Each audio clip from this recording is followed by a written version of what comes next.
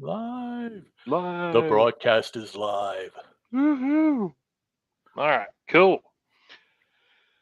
Oh, goodness. Yeah. Yeah. Yep. That's the way things work. That's the way things work. All right. So we got, I'm assuming you're going to run lead on Minus Touch. Do you? I can. Yeah. I have. Who's your pick, man? I have all of my. I've got all mine over here too. Where is it? And they're on. Here it is. What is blue? Ooh, I can't see. Here's all mine. Yeah. Here's all mine. All my comics. Yep. Hold on a sec. Let's see. So I'll try not. All the comics on my desk. Yeah, no doubt. They hurt my head because I don't have any bag and boards. There. This is the most comics I think I've ever had on my desk, and it's solely because I don't have bag and boards. Mm.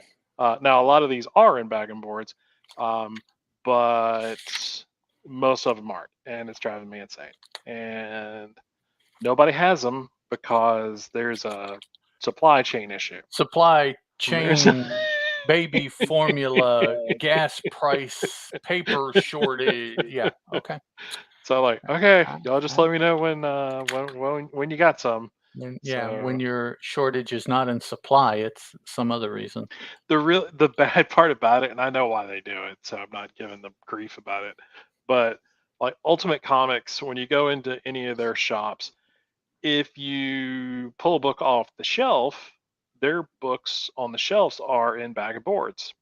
Okay. Great idea. Keeps the book nice and straight and sturdy. Whatever. So it's not slouching, whatever, breaking color spine or color, whatever collectors keeping say. It 9/8, man. Those words that collectors use. Keeping it 9/8. There you go. And that's a new hashtag. Really. That's what they say on the street. Keeping it 9/8, man. Okay. Yeah, sure. I gotcha. But so they obviously, they've got 4 locations now. There's one over at Crabtree Mall. Any of their locations, they're probably bagging and boarding 1,000 books every Wednesday or whatever day they do it, or Tuesday, or more every location. And so I know they have the stock.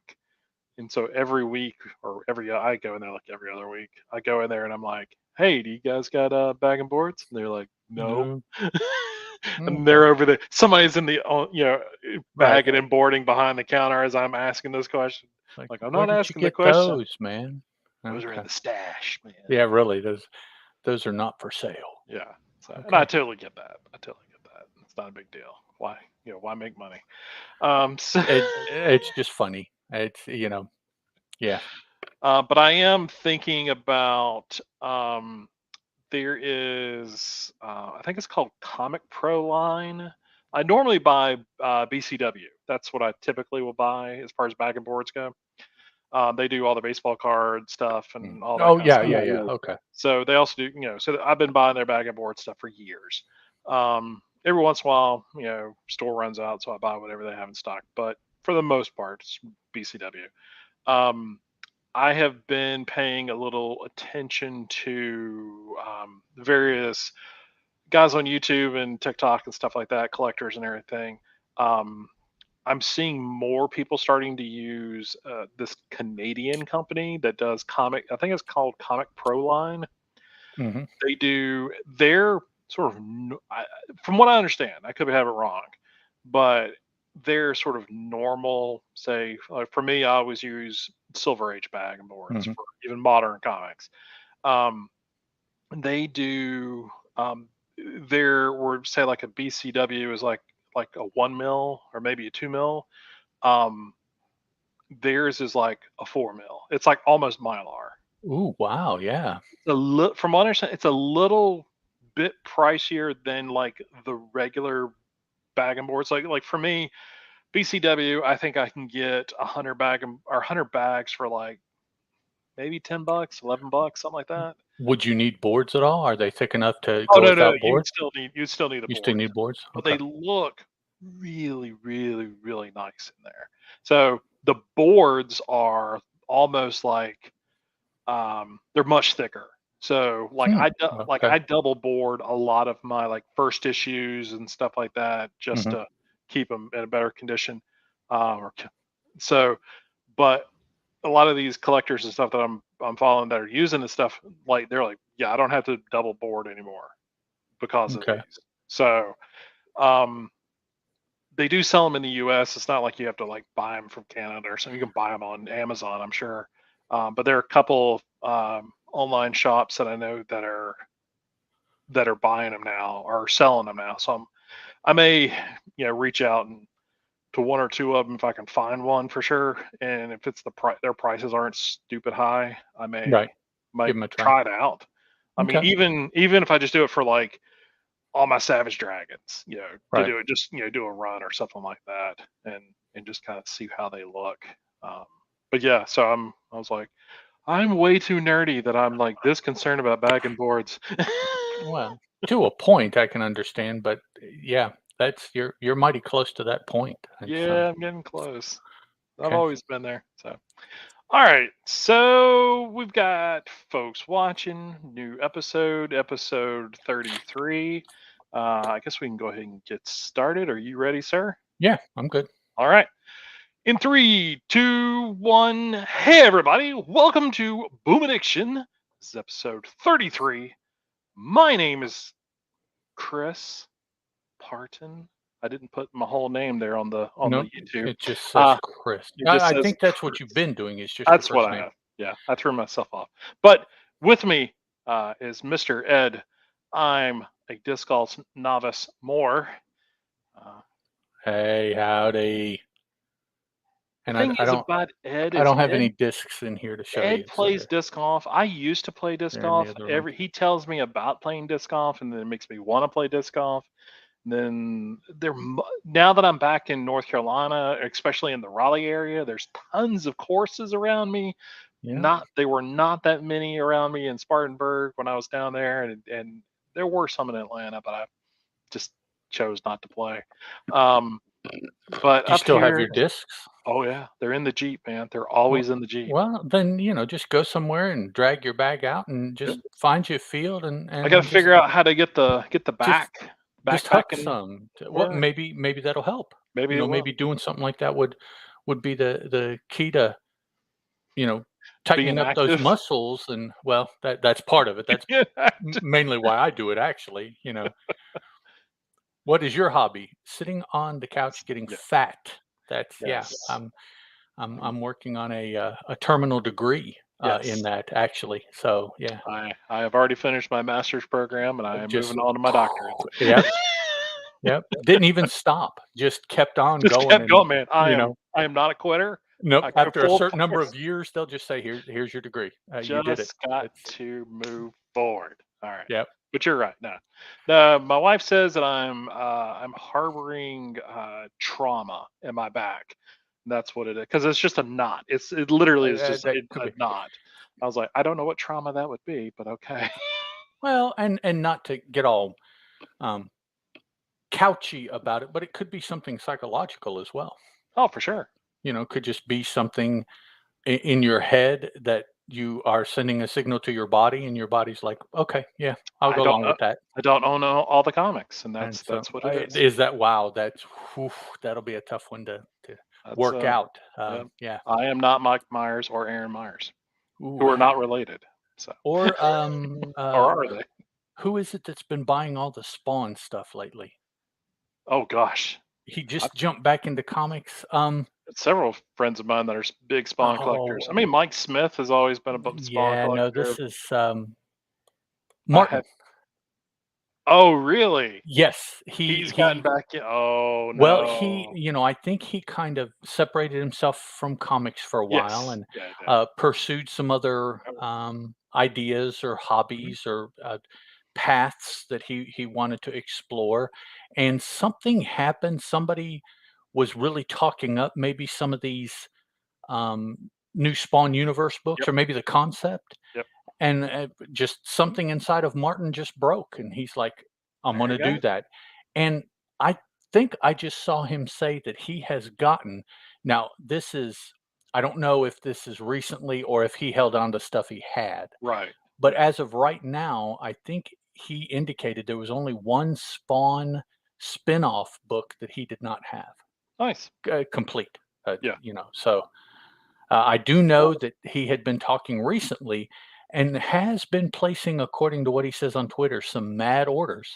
Nice. So Yeah. he's all Spawn. So Mike Smith, who is my former co-host on Image Addiction, he stopped reading Spawn for a while, maybe like a year.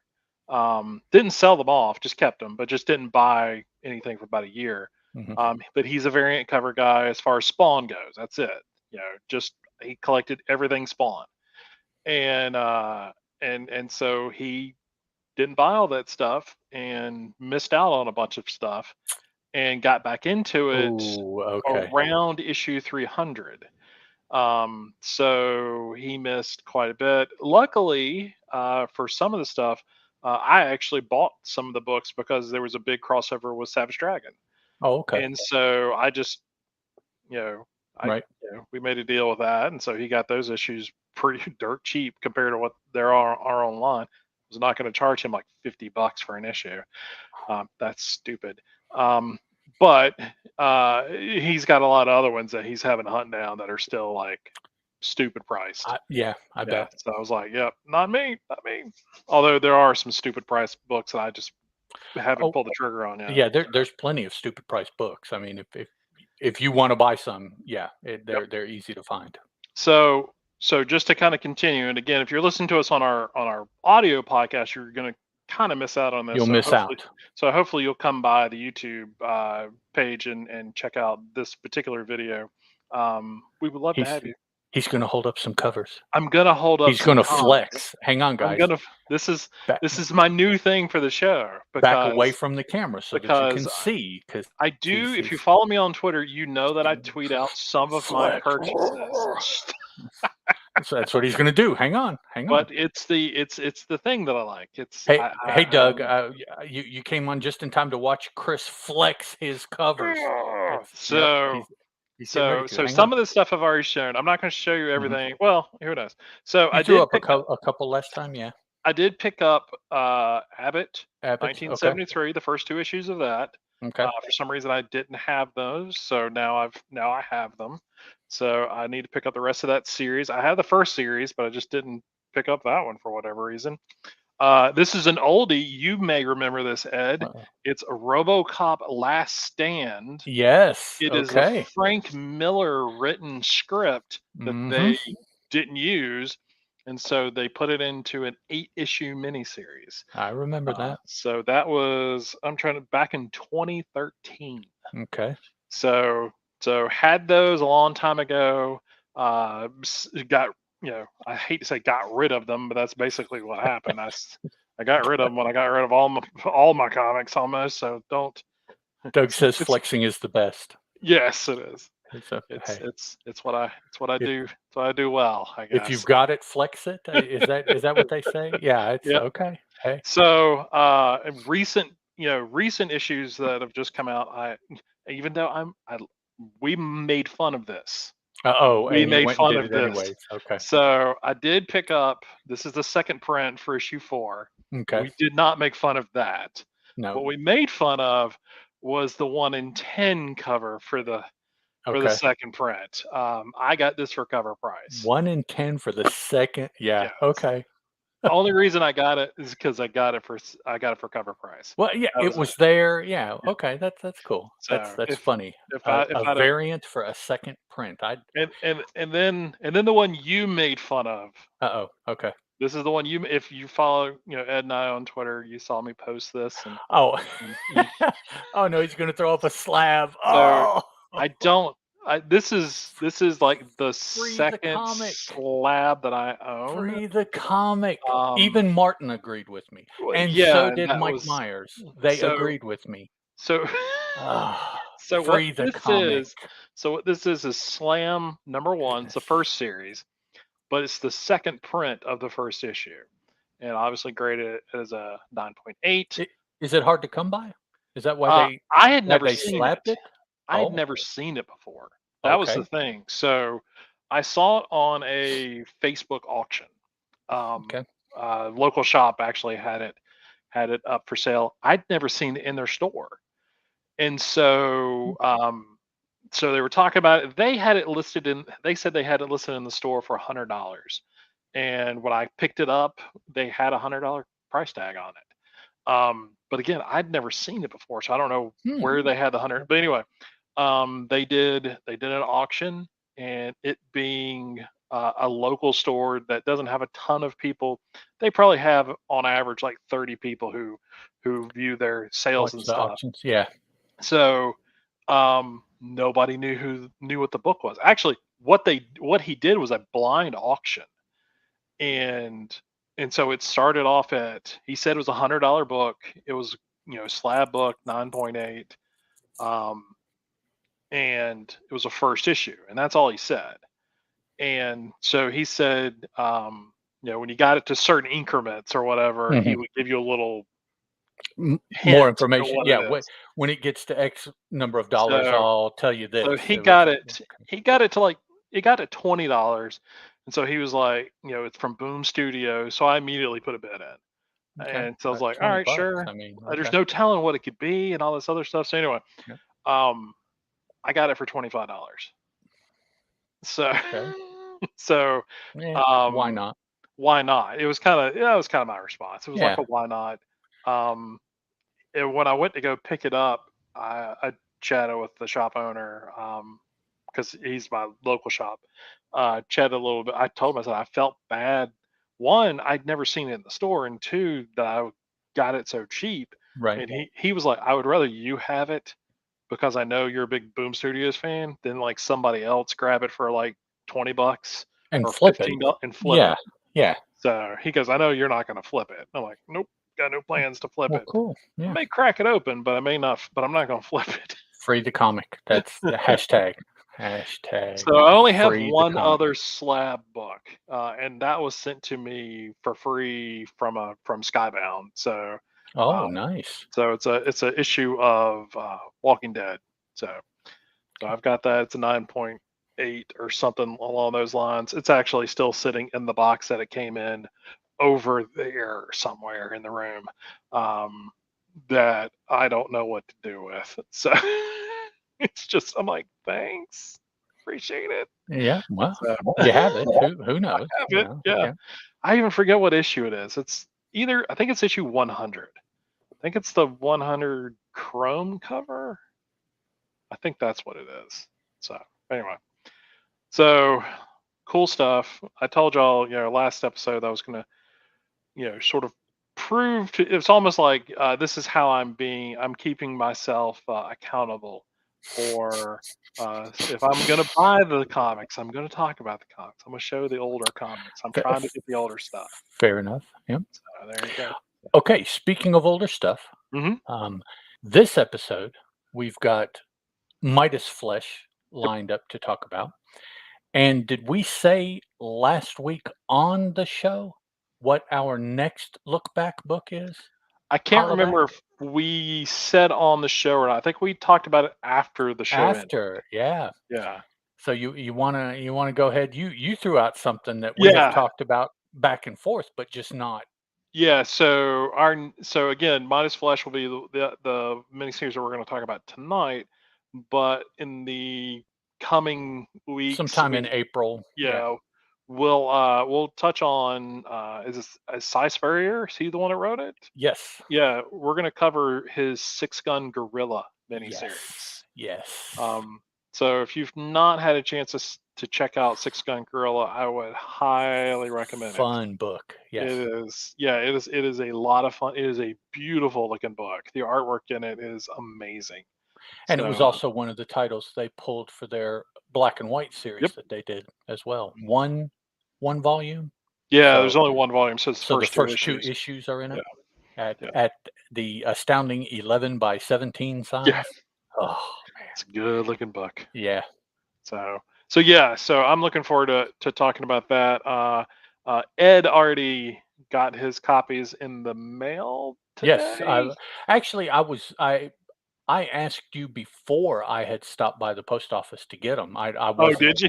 I knew they were on their way, but I didn't know that necessarily I had them. I just thought about it when I was talking to you, and I was Yep. like, "Oh, and did you," so because Yep. I know that my reminding you came a little later in the process for, I believe it was Midas Flesh?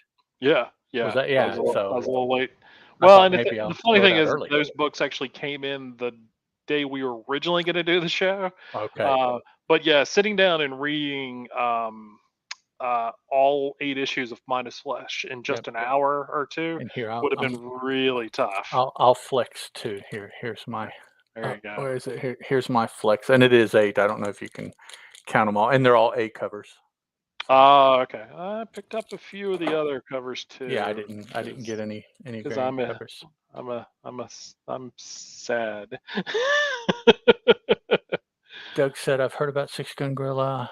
I'll have to read it." But yes, Doug, Yes, you will. even if we're not going to talk about it, you have to read it. Oh, for sure. Yeah. It's excellent, and not to put, I guess, too fine a point on it, but Chris and I both like it, and not just because it's Boom, and not Right. it's we both really enjoyed it at the time, and I have no doubts that when I sit down and read it again, I'll enjoy it almost as much, but not quite because it won't be like absolutely brand new, but Yeah. still pretty close.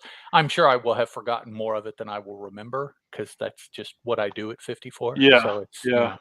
That's the unfortunate part of life.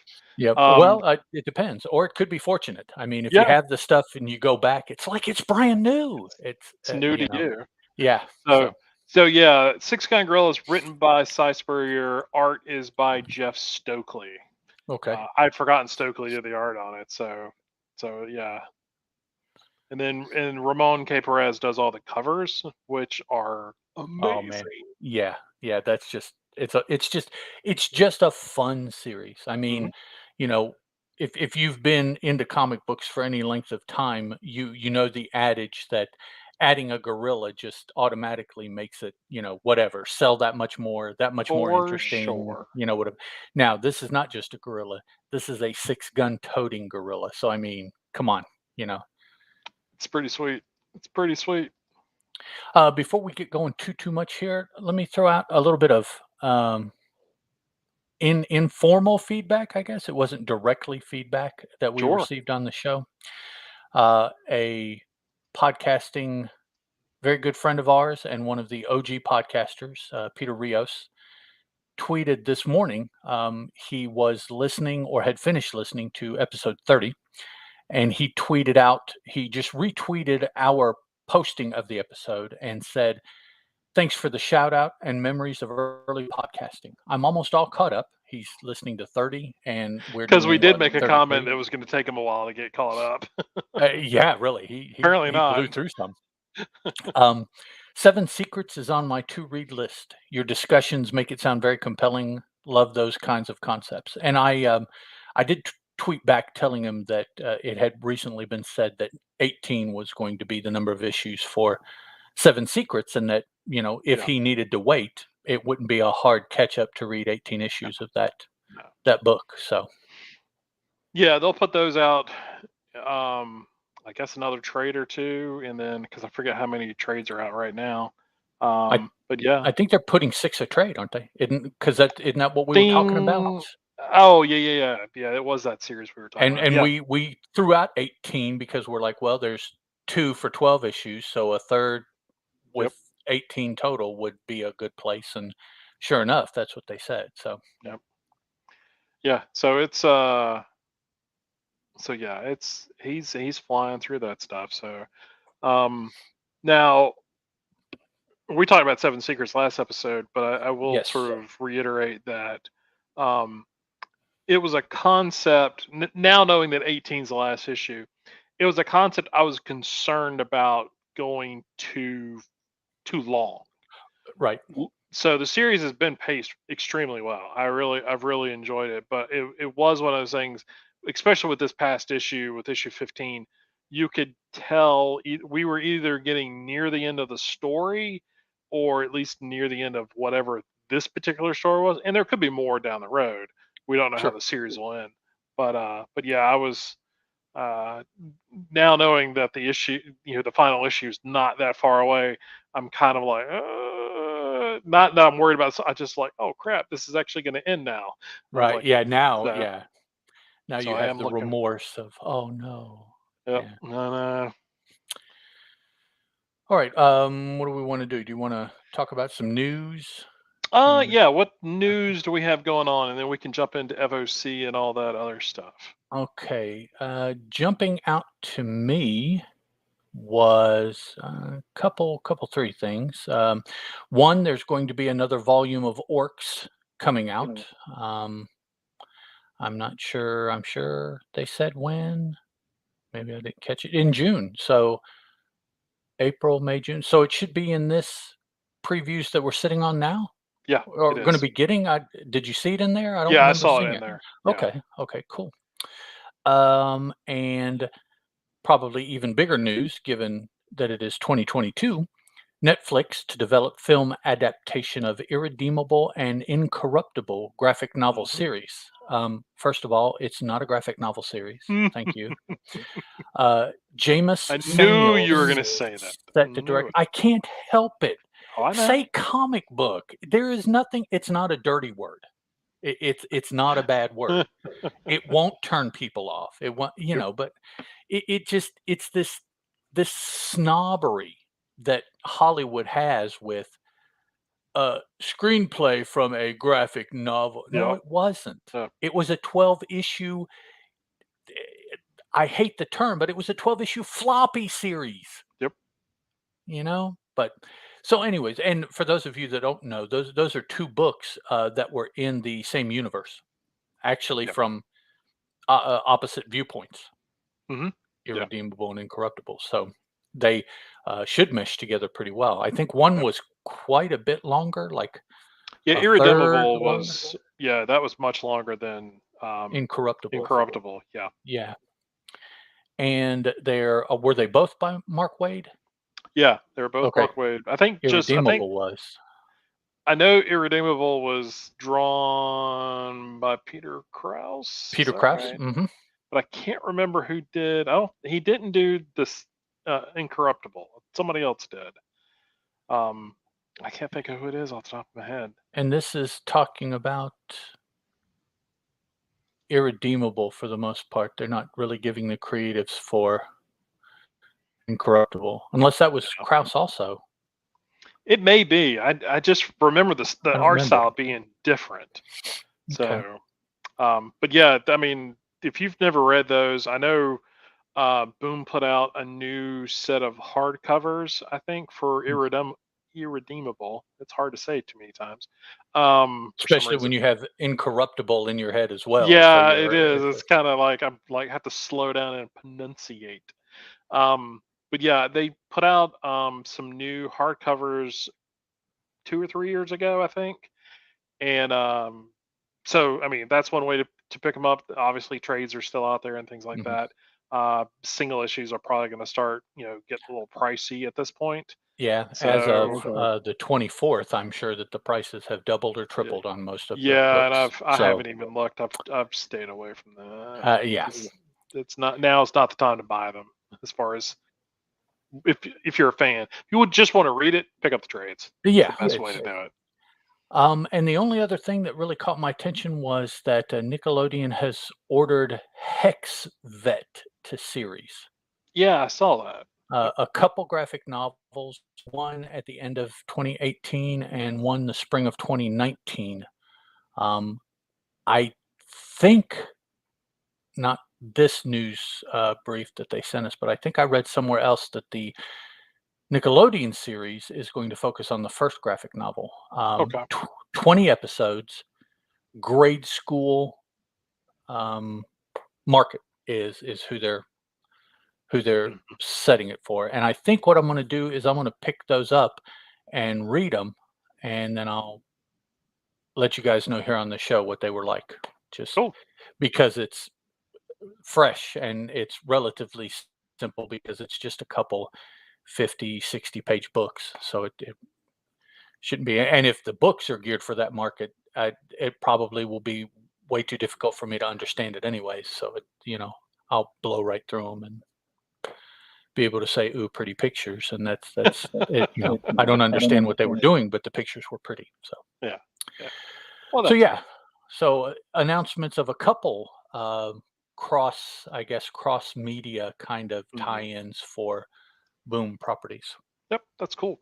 Good stuff. and that was from Kaboom, also the Yeah. hex that came out through their children's imprint, Kaboom. Yeah.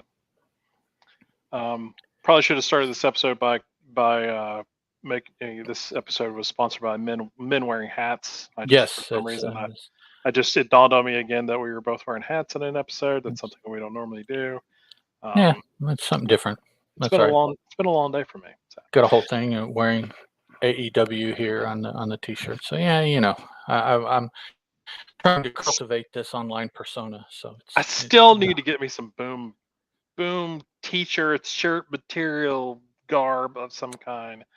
I feel like I'm gonna have to break down and buy, one of those something is killing the children t-shirts or whatever on Amazon in their or Amazon store. I I feel a little wonder weird wearing that in public. if they would send us a couple t-shirts to wear since we do video as I some don't free know. advertising. I Not that don't. they need any more I was advertising per gonna se, but say we do a you know, podcast and video show, but how much more uh, advertising do you want? hey, we can. That's yeah. So The really great thing about I think us is we have been quite harsh on some stuff. Critical. How's that? Critical. Harsh mhm. seems like a very negative word, but we've been critical Kind of on stuff. harsh. Harsh, It's kind of it's kind harsh. of harsh. Yeah. So Wow. that's the But thing that we're we do. honest and we're fair. More I than anything else, I think fair. yes, fair. Oh You yeah, know, yeah, yeah, yeah, for because sure. yeah, I'm sure there are things that we read that we don't like, but we don't get here and bash them. We just don't talk about them. I mean, there's no point. Then people are gonna start going. Well, what are they not? Oh, they don't like What have they Buffy. not Well, covered? yeah, what are they not covering? Power Rangers, a Yeah, lot of Firefly I and Angel tried to. and Buffy Yeah, stuff. But yeah, those are all for different reasons. That's yeah. it. I I We try. can't necessarily think of something easily that I've read from Boom that I didn't like the last time that happened. Mm-mm. Not off Uh, the top of my head, no. some of the stuff has kind of struck me uncomfortably, perhaps, but that doesn't mean I didn't like it. It was just not. Right. It Yeah. was woof. Wow. Yeah. Ooh. Yep. All right. So we're getting some FOC. I see. Yes, I threw up FOC on the screen because I like sharing my screen. That's a weird thing to say out loud. I like sharing my screen. See, look. Ooh, yeah. So He says in a sing-song voice. I don't know what that yes. means. So these are Um, these are Doug, FOC Doug's books. throwing out here. I've been reading The Rush by Spurrier and really enjoyed it. Do you know Oh, The Rush, Chris? I What don't is? know that off the top of my head. I thought he was going to be talking about Clockwork Angels, but Uh, that's a different Rush. yeah, we interviewed, or I interviewed. What's his name that wrote that? Remember Yeah, you back in the did. day? Hmm. We have that interviewed somewhere on the site. No, it's on the feed. Some It's on the podcast feed. If you scroll it's back on the. along, Okay, yeah, yes, if you scroll way back, you'll find it. yeah, yeah. That was So the. I think that was the second volume of the show. second season volume, something of that nature. Um, Yeah. yeah, Doug, tell us what that is, man. I don't recognize that just off the top of my head. Okay, Yeah. I'm sorry. FOC. Oh, you're fine. So FOC things are due on the 28th of March. It's next Monday. We're recording on Friday, so if you're watching the video, then a little bit of a heads up. Podcast will be up on Saturday, so you can still get a little heads up as far as getting info to your shop. Um, quickly, lots of trades. Excuse me, lots of trades and hardcovers and things of that nature. Buffy the Vampire Slayer Volume 9. This is covering, I think this is covering the last bit of the series. It doesn't say. Oh, no, this is the beginning. So this is probably covering like issue 25 on up. Doesn't say in here what issues. But yeah, so 25 through I forget what issue the series ended, like 32 or something, when they started doing the Buffy multiverse story arc. So that's where that starts. So, but yeah, so good stuff there. Good way to catch up on that. We get the third hardcover from the Dune House of Atreides. That should wrap up that 12 issue series. So if you're collecting it in hardcover, good. Guess what? It's almost over. You can read it now. I wonder what those. I have yet to see the hardcover actually in a shop. I probably get a better chance of seeing it like in a bookstore, like a Barnes and Noble or something like that. Like, I I've would been say, curious yeah, to see what they look like. being Dune stuff, that's probably pretty heavily Yeah. marketed for the bookstores.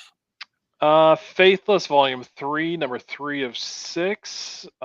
We got three or Hey, two covers there. hey, Chris, what's up with that big red cover? What is that, man? That is, let's see, that one says erotic variant cover will be Oh, bagged, not publicly previewed due to sexually explicit material. is that the black bag cover That is the red bag cover. or red Like they bag come cover? in red bags Oh, wow. because Okay. they're different. Yes. If you buy Vault comics, those come in black bags. So Oh, I did not realize. Okay. yeah, that's a thing I know now. It's things I know. Yeah. I, So Magic Hidden Planeswalker, the new miniseries, the first issue of that is on FOC.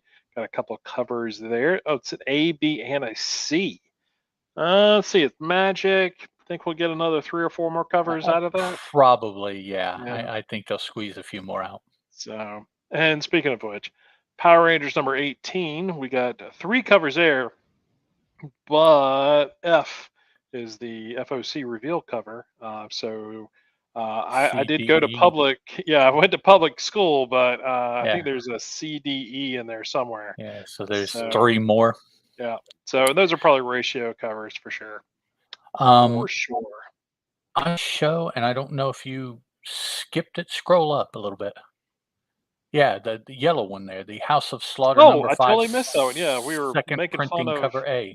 me and the red bag. Yeah, so yeah, we get a second printing for House of Slaughter number 5, which I'm sure will be have a 1 in 10 cover.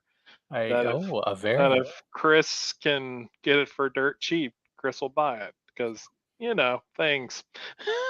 I don't think I remembered seeing that had sold out or I did, was going to yeah, second printing, so I didn't either, and hmm, that's new to the list because much like I say every episode, if you're looking at FOC on Tuesday, it's a good idea to look at it again on okay. Friday, because a lot of the second printings, third, multiple printings and stuff like that, those usually get announced either on Saturday, or excuse me, not Saturday, Thursday or Friday.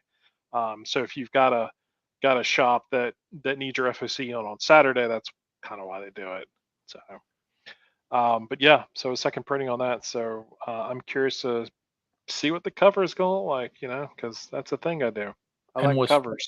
5 was 5 the last, of that arc, or Yes. was it Yeah. 6? Okay.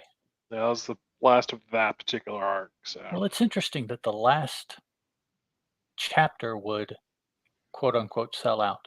yep. Hmm, okay. All right. So Doug is sharing with us a little bit about Oh, the okay. Rush. It's a supernatural horror set during the Gold Rush in the Klondike Mountains. It was the first thing I had really read, or I had read by him, and really have enjoyed it so far. I think it's 5 issues. Cool. Huh, okay.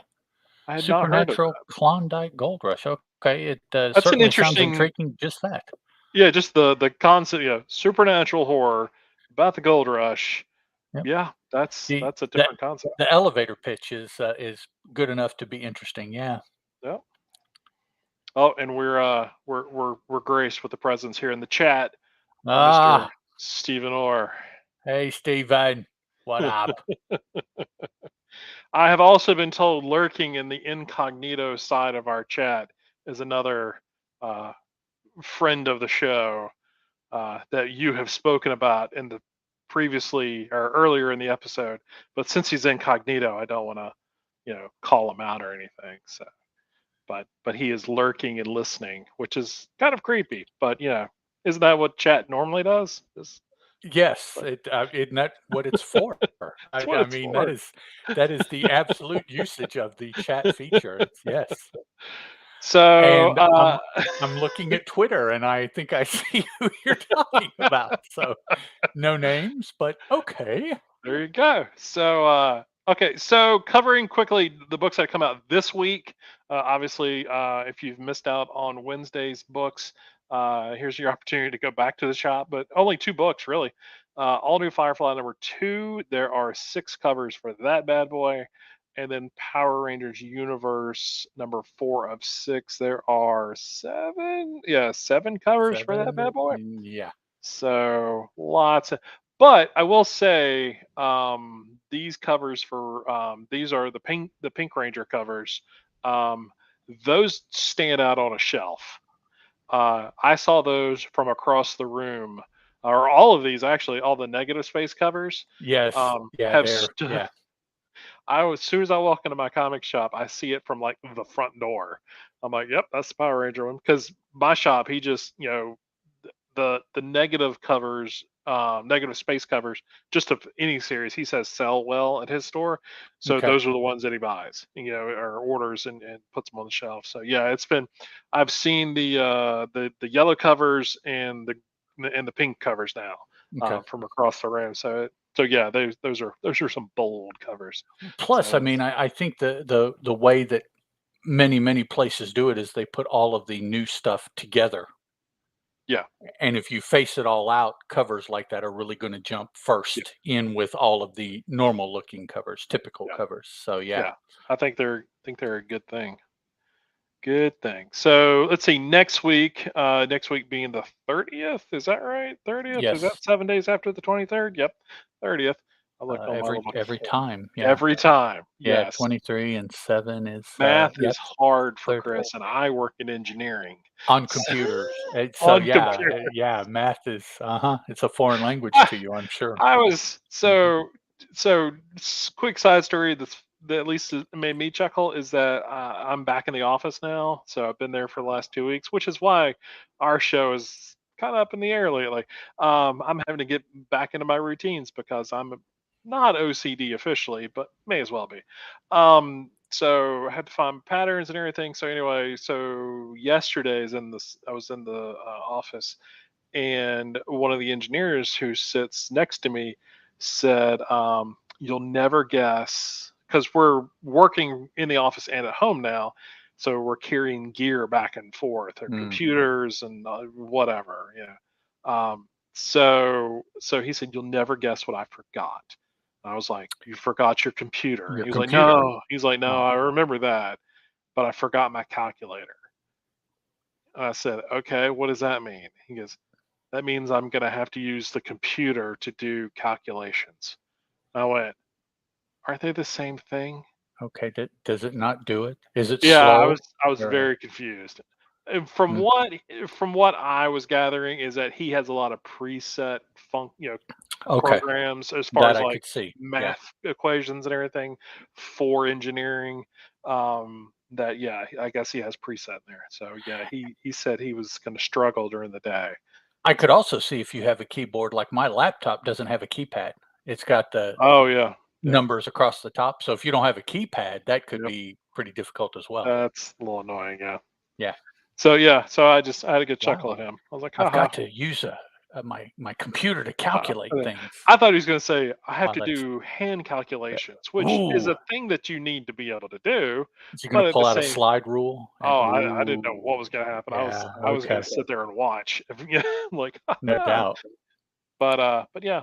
So next week on the 30th of March, the books that are coming out. I'll tell you what, if you're a variant cover person, it's going to be a hefty week for you. Yeah, So Buffy the Vampire Slayer, the 25th anniversary special. 10, Yeah, 10 covers. 10 covers.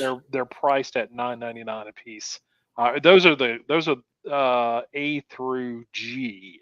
The last three are AR, which means ask your Ask your retailer. retailer, yes. So, So those are all ratio variants, yes, they undoubtedly. are, and they're virgin variants. There you go. Uh, There's the black and white one. They're all Jenny oh, Frison. yeah, you're right, they are all Oh very no, there's good. a Franny one.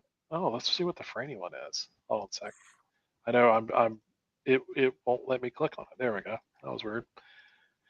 So let's see. As far as what it is, website not pulling up because I have killed this site. Nope, there you go. Oh, well, that's not a bad Ooh, looking that's not cover. bad. Yeah. So now this is without any logos or anything, just because it's a preview-ish solicitation copy. But yeah, so that's what the Virgin cover will look like. Okay, cool. Very nice, very nice. So, so we've got 10 covers for the Buffy Vampire Slayer special.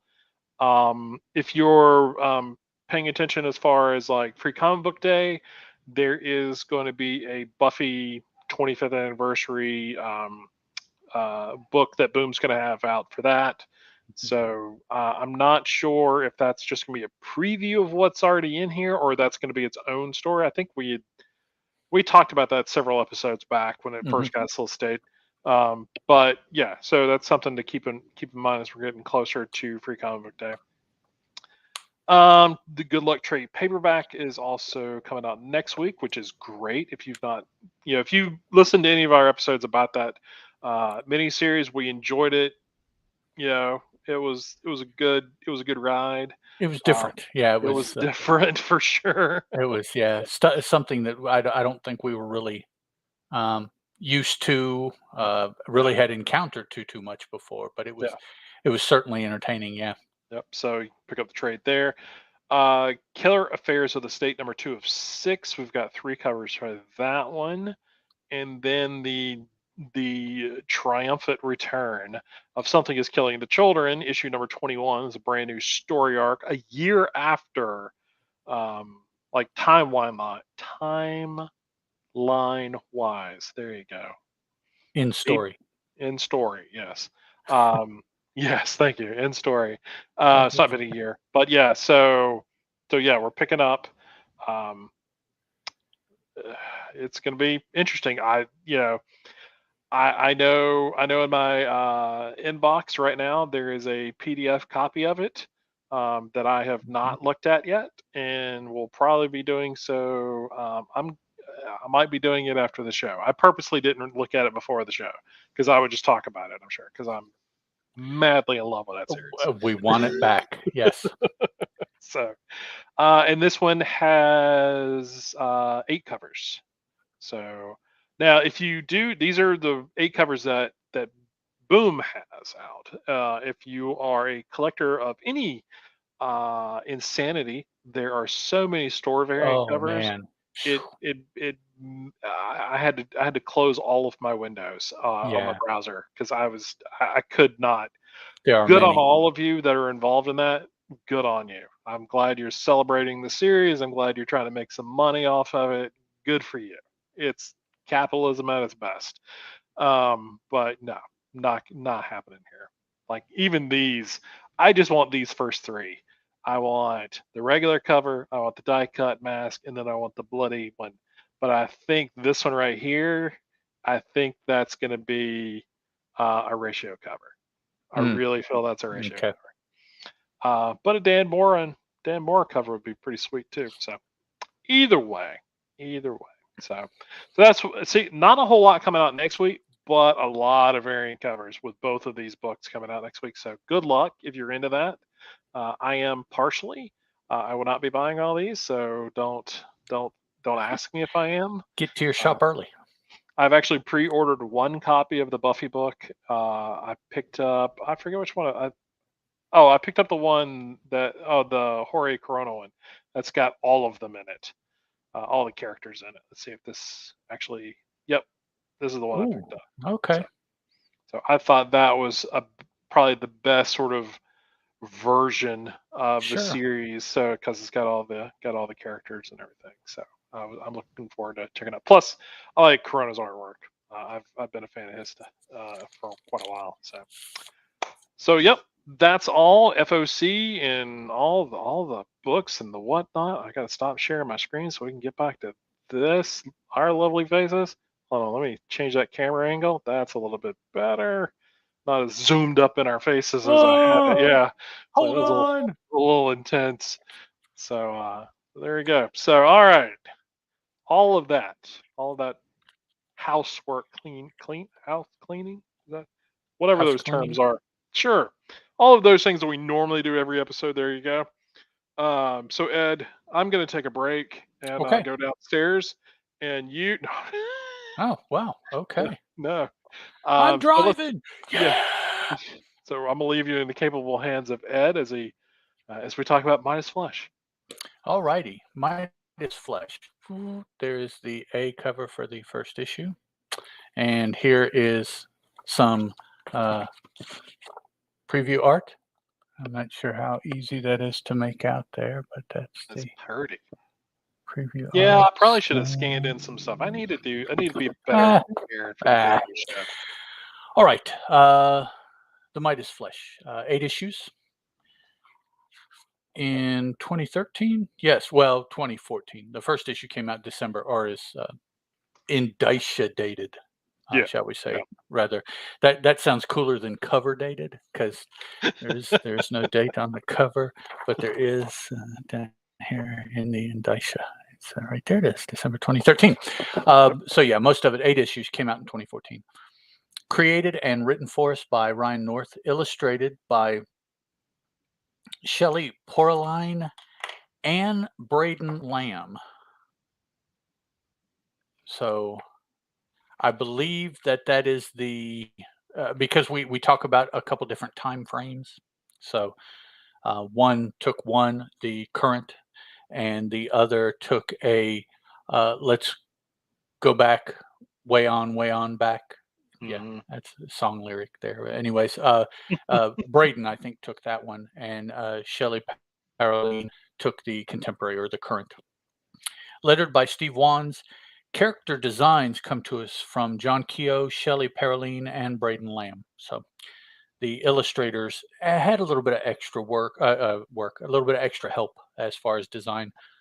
Perhaps the additional is just design of the overall, not really, maybe questions about the character design and things like that. Now, Midas, for those of you that don't know, King Midas.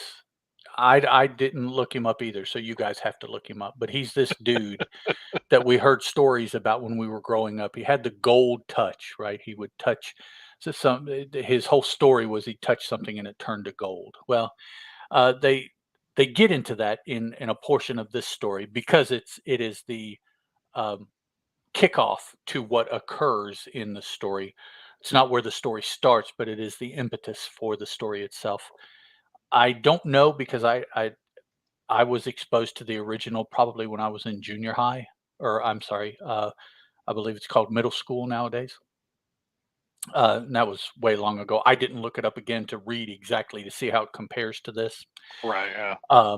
But our story is in the future. Actually, it's even in the future from us, much less in the future from Midas's time, which it is also, because there is massive space venturing possible, even to the extent of having multiple intelligent species having been Mm-hmm. discovered. So this is probably way in the future. Predominantly, we have these people here, and that is Joey in the captain's chair. Is that showing up decent, Chris? Yeah, looks good. Joey in the captain's chair, Fatima, and Cooper is the little T-Rexy dude there. So I believe that Joey and Fatima both are actually human, so the same species, hopefully. I don't think they come from the same planet at this time. And then Cooper, which, I mean, you can kind of see that Cooper must be a different species. And he is. He comes from a completely different planet. But they have got... Shocker. Yeah, you can actually tell. Yeah. So there is an intergalactic Community. yeah, governance. Governance. Yeah, there you go. So and each of these characters are from a planet that is under the control of this big overarching governance, and they, like a lot of other people, we come to find out, aren't particularly happy with the way they're being governed. It seems that those in charge like to swoop in take over and then kind of, well, force you to do what they want. Your resources, your people populate their armies, whatever. Kind of like the Empire, I guess, in Star Wars, except everybody's not wearing white battle armor. So, I mean, you can actually tell them apart by looking at them here. So, ultimately, we will meet Sluggo, who is a soldier for the intergalactic. Uh, I can't remember what they're called. Chris, do you remember what they're called? I can't remember. Let me take a. Okay. I'll look, and you Okay. keep going. Yeah. Sluggo is kind of a foot soldier that they run into, and he becomes part of the story. General Russ is kind of the person that everything is focused on as far as the representative for this intergalactic uh, governmental body, It's the Federation. the Federation. Okay, There let you me, go. as in Star Trek. I guess I should have Yeah, I used know. them I don't know instead of why I Star didn't think Wars. about that. Yeah. Yeah, the Federation. Nice generic name for it. But there you go. Federated, a federation of planets. It makes it sound like it's a little bit more nice and peaceful than really it turns out to be. That is not necessarily a big part of the story, but it is a motivation, and it is referred to several times in the story as far as the motivation of our main characters, Cooper, Joey, and Fatima. Um, Cooper, I think, probably is shown um, most stringently why he dislikes the Federation. I think the other two, it's not quite as bad, but Cooper, we have some um, flashbacks to his planet being invited into the Federation, and we see how it went. But all three of these guys are, at the very least, in their head, revolutionaries. Um, a little bit later in the series, not right at the beginning, but well, their motivation in the beginning is rather revolutionary, I will say. But it takes them a little while to get to where they actually start doing revolutionary things, and they just become full-on revolutionaries against the Federation by a third to halfway through the story to the end. Very hardcore rebels, if you will. So they have heard this rumor about this planet that is something it's gold, or it's made of gold, or they can make gold, or they have maybe some kind of weapon that can make they're not sure. There's all kinds of different things that they've heard. So these three regular people, at least initially, um, who are friends, they kind of get together. One of them happens to have a ship, Joey. That's why she gets to be captain, which is always the way, right? I mean, if you Exactly. have the car, you drive. It's Yep. yeah, it's that kind of thing. Um, so they get together and they start looking for this planet, this thing, this place, whatever it is. Now, we as the reader find out, and I believe they do drop the name later on in the series. They're looking for Earth. So I mean, they are like so far away that Earth is like just this mystical thing that people whisper about, um, mainly because of what has happened, but also because of, I think, the location of Earth compared to everything else that's going on. We being Earth, must be like on the fringe of intelligent life. Yeah, or Kind of like something like, now. Yeah. yeah, so, something like that. Um, so ultimately, they do find the Earth, and they find a weapon, which was kind of what they were hoping that they would find. Um, the weapon is directly related to Midas. Now, I will talk about Midas's portion of the story, and then I'm going to kind of leave it there because he is a pretty integral part, and really talking too much about Midas and what our crew finds kind of gives away Hmm. like the bulk of the story. Um, but Midas was a king. Um, Kind of like, good king, Wenceslas. They both looked around on the feast, or no, never mind, I'm sorry. Um, he was a king, and he wanted to take a break from kinging, as it were. and he's running around with this dude whose name is Dionysus, which right away meant something to me, but he didn't act like the Dionysus I'm familiar with in the story. Hmm. Now he does pop up much later in the story and very much is the Dionysus that is in my head. But here he just seemed to be another, I don't know, and this probably I should have looked up.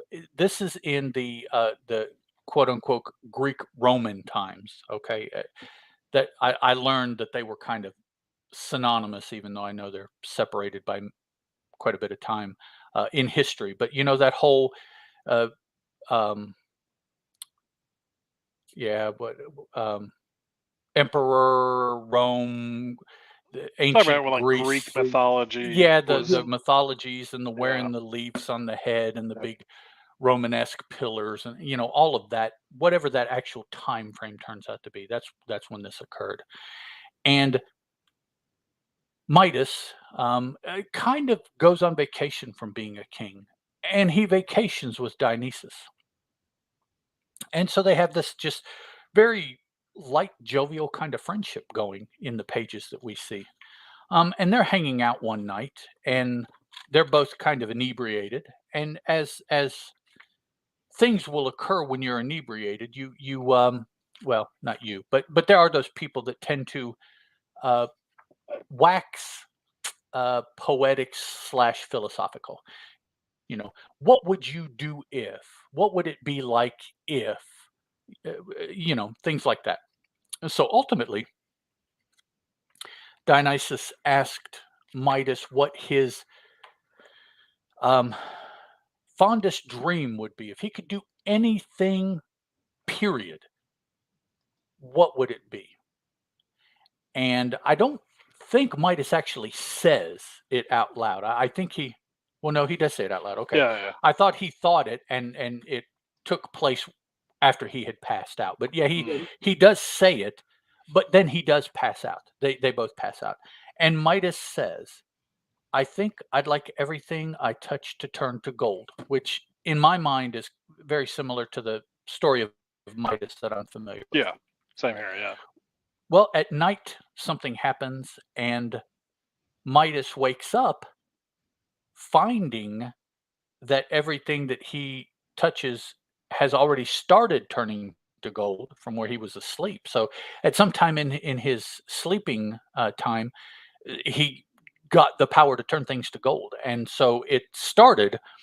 And ultimately, he, in grief, touches himself, not in a sexy way, um, and kind of like finishes the transformation because he had not been turned, but everything around him, and it just it moved like a wave.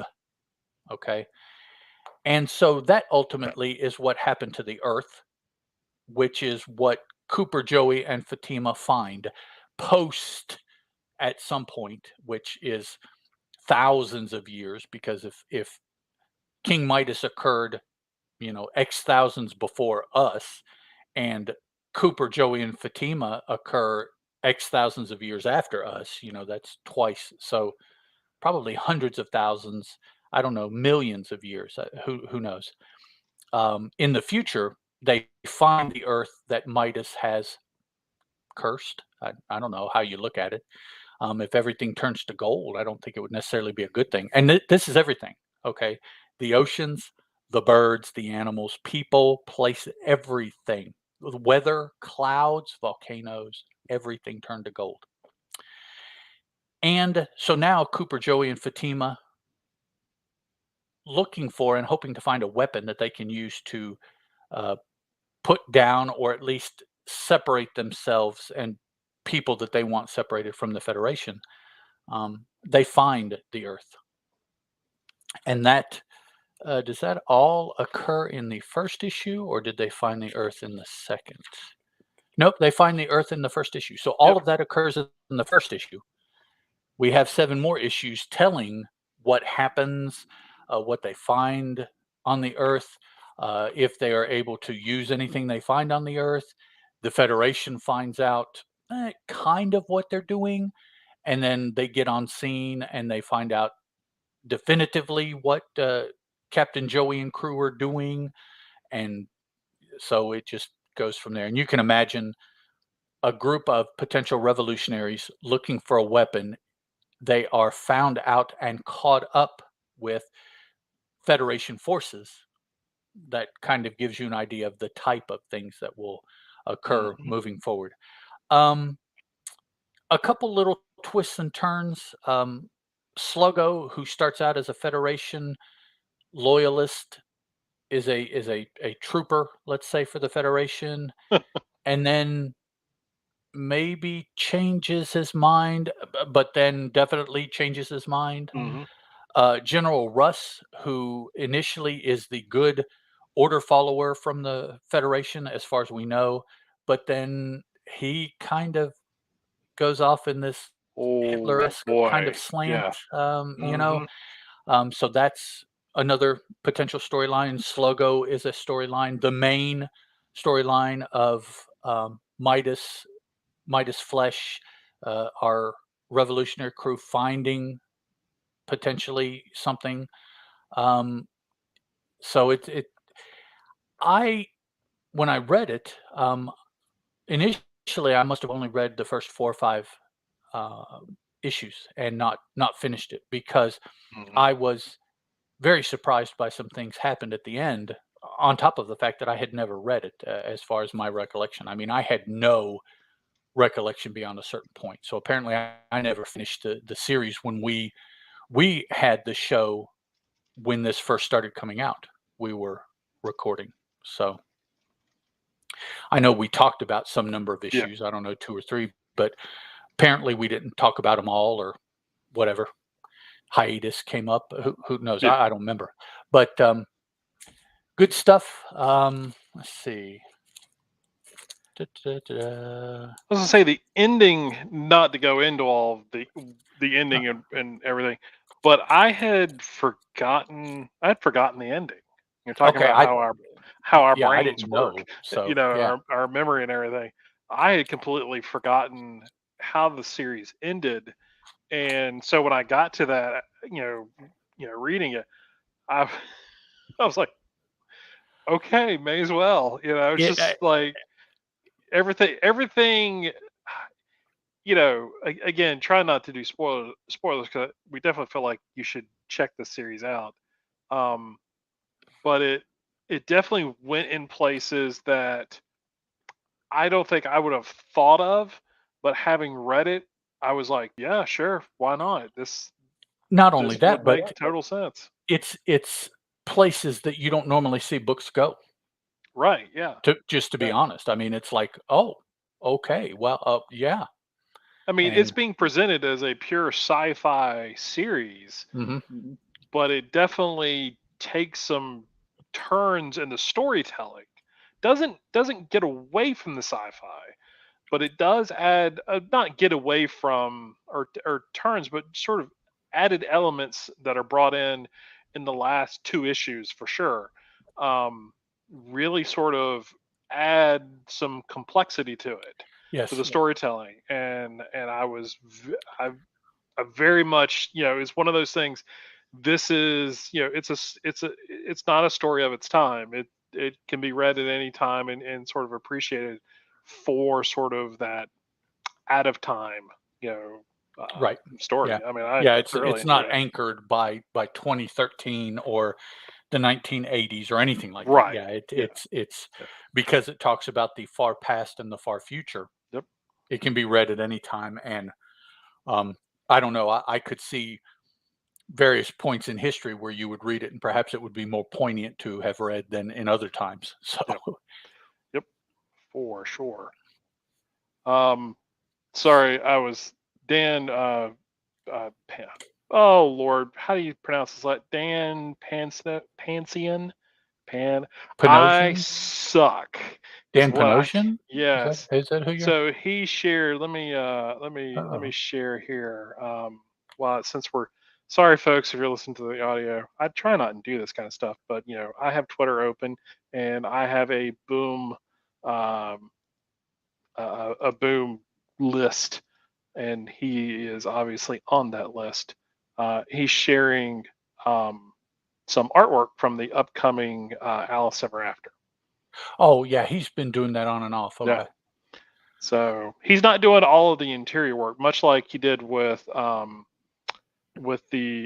Raven series. I can't remember the whole title of that, but the Raven series, he's providing some interior work, I think.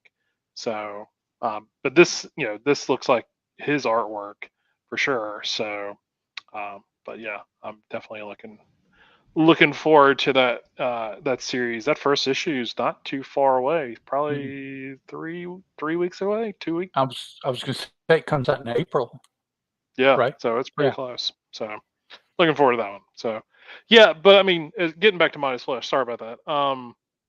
It's it was trying to it was trying to reading the first couple of issues, like it immediately came back to me. Mhm. Having read it that first time, really digging. Is it Ryan North's? He was the one writing it. Really digging sort of the way he put the story together. There was you recapping the first issue made it sound like you had recapped like half the series, but Right. you're right, all of that took place in the first issue, That's all and none of set it up for the story. felt over like Mm. this is a regular. I don't think this is not a double size issue or anything like that. I mean, I feel like it's probably 24 pages, maybe 26 pages. Um, but it is not skimpy on anything. There's a lot going in there. Um, you were talking about just sort of your. I've heard a lot of people, and I've even used this phrase, but like, you know, being very economic with your space and your storytelling. Like, there's nothing that's wasted here.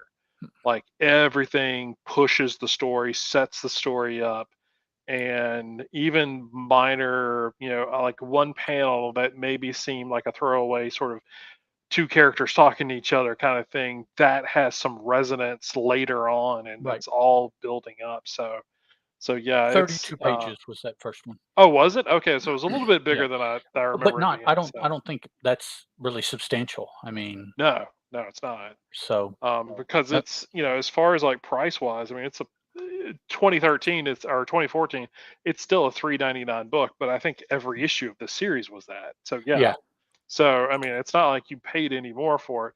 But yeah, you definitely got a lot going on in just that first issue. So um, reading, you know, the remaining 7 issues, it is every issue's like that. There's so right. much going It's on. yeah, So yeah, and I thoroughly enjoyed it. The artwork in it's great. I mean, it's we've talked about in the past, sort of like, not that there's a house style or whatever, but when Boom put out a Boom box, which this is a Boom box right. book, there is sort of a similar art style that a lot of these artists use, and just for whatever reason, you know, it definitely, when I look at it, I go, oh, well, that's definitely a Boom box D series. Yeah, there's just a feel to the Yeah, artwork, even though you can't even say that, the art for book X is just like books Y or right. book Yeah. Z.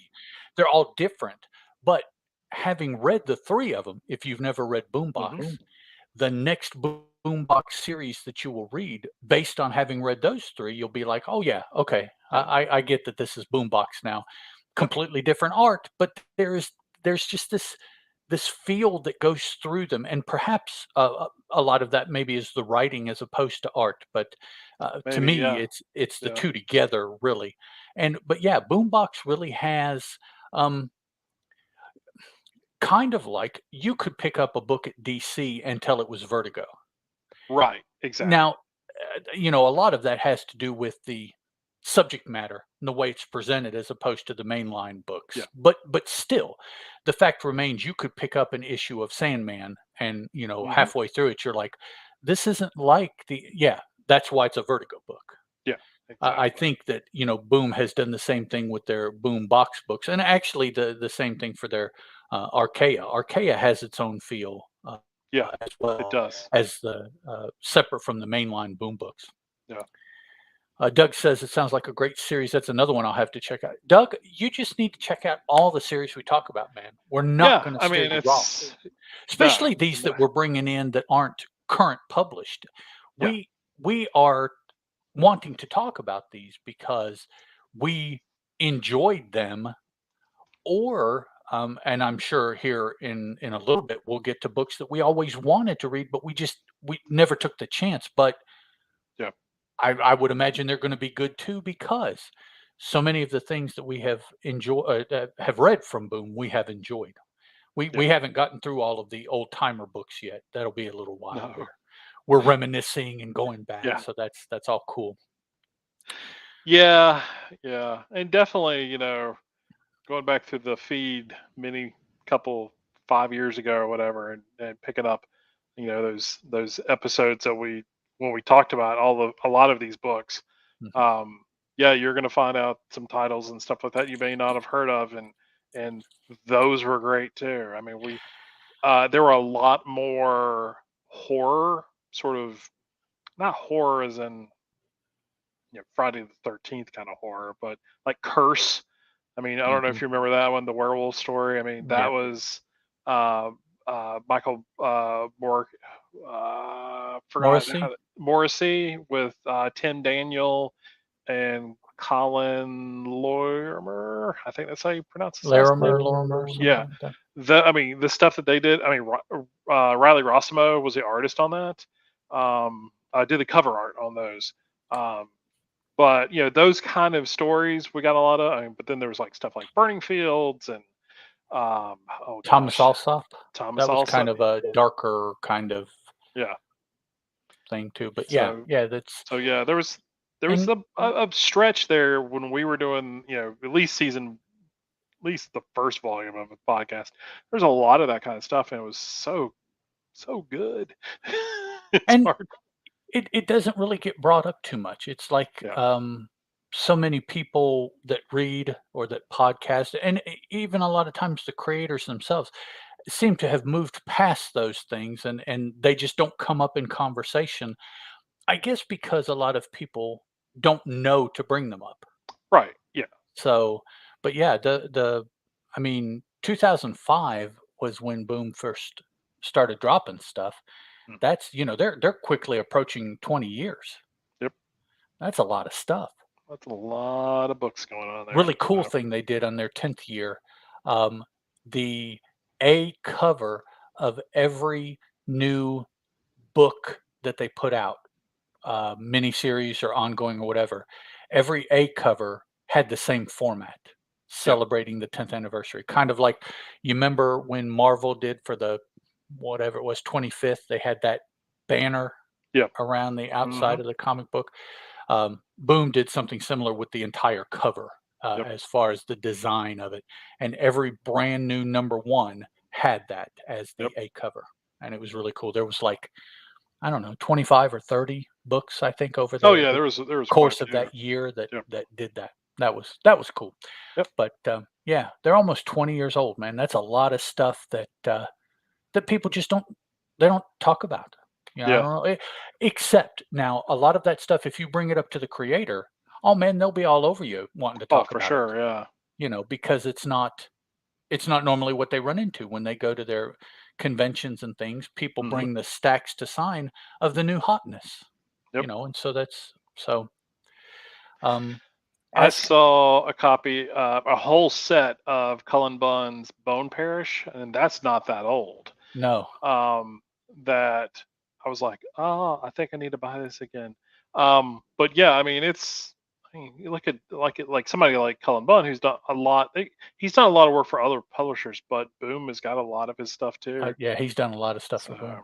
Mark Wade now with, of course, everybody now is going to be talking about incorruptible and irredeemable. yeah, But up to this announcement, you didn't hear that talked about much, and that was probably close to 100, if not over 100 issues between those two books yep. that he did when he was at Boom. There was a lot of talk about it when he was doing it, but Yes, yeah, yes, shortly after that, both of those series ended. Yeah, you didn't hear a whole lot. and he So used to do a podcast for Boom too yeah, used to when be he the editor in was, chief. yeah, when he was editor in chief. All right, Chris, you were wanting to talk about what? Oh, Basilisk? yeah. Well, that was kind of the Cullen Bunn thing. Oh, So okay. Basilisk. See, I was trying to segue there. Sorry. Basilisk number 8 came out the other week. Came out last week. Last week. Um, last week. So this is the last issue of this particular. We'll say volume because I want more, but it's just the last issue of this series. It's written by Cullen Bunn, illustrated by Jonas Sheriff. Colored by Alex Guimarães. Guimarães, letter by Ed Dukeshire. Hoping next time we do an episode of the show that I can show you the Kickstarter that he helped do, Fist of Justice. I should have my copy of that new issue. Okay. It is a shiny chromium cover. I'm so excited because I'm a nerd. I You're love so it. easy. So I know. Hey, but I love Fist of Justice. Anyway, designer is Grace Park, and Basilisk was created by Cullen Bunn and Jonas Sheriff. Sheriff. Sharf. I'm sure I'll get that right eventually. After we stop talking about the book. Uh, so yeah, so this is again chapter 8. We this is uh, if you have just Oh, Mr. Rios has oh joined us in the chat. oh well, Hello, Mr. hello sir. Rios. I still have the T-shirt. You're kidding me. Oh Lord, I am very jealous of you, sir. Uh-oh. Fists of Justice is such a great series, and they're continuing the series. That's the great thing. That was the whole point of this Kickstarter, so they can continue it. Um, I don't know if Ed remembers it, but he did No. made a comment to me in the past that he used to listen to I don't know if it was Comic Addiction or Boom Addiction or whatever, but he said when he heard my voice, he was like, "You are the voice, of the Fist of Justice." And so he's Okay. like, if we ever do like a radio thing or I've got, I'm like, sign me up, dude. Just give me back issues. Just give me swag. That's all I care about. That'd be something to be, I'd love to be involved in that kind of stuff. So, but yes, Basilisk number 8. So, if you've not read the previous 7 issues, me doing a recap really is not going to do too much for you. But this is the culmination of everything that has been going on. The Chimera started off as 5 members, and then again, I guess you could add Barrett in there at the end as sort of the leader of the followers or whatever. Yeah. But he's The not really faithful. part. Yeah, the faithful. He's not really the part of the Chimera. No, he's a There's regular human. there's still sort of the mystery of who the Chimera are, how they got their abilities and stuff is still a mystery, which I like. We don't get that answer, so if you're looking for that in this particular issue, you're not getting it, Nope. and I love that idea that we're not getting it.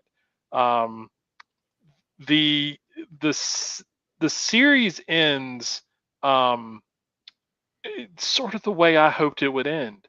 It doesn't. Everything is sort of like there is this culmination, there is sort of a quote unquote final battle, uh but we don't get we sort of get this axe sort of everything's resolved. uh, the Chimera have all basically been, taken out except for Regan and Vanessa, and so they're on opposing sides. And but then that's kind of it. There is a battle, kind of. There's a truck, I should more say, that gets involved, and then the faithful get involved some, and Barrett, we finally have him get involved a little bit, but he's still sort of very standoffish. He's more barking order, not even barking orders. He's more like whispering it to the faithful and what to do, and he is more sort of a blind follower of the Chimera as whatever the entity is that gave these 5 prisoners their abilities. At least it seems that way, based off of his interaction with Vanessa later on in the issue. But as this particular, issue ends, you know, everybody's sort of separated. Everybody's kind of gone off in their own directions to, sort of lick their wounds and sort of, fight again another day. And Regan makes I feel like a foolish sort of statement about Vanessa, which, you know, that when they do catch up to her again or find her again, she'll be alone. And then the last page, which I'm not going to reveal, sort of kind of throws that in her face. How that throws it, I think you need to read it and find out. There are multiple, in my mind, multiple ways that could have gone.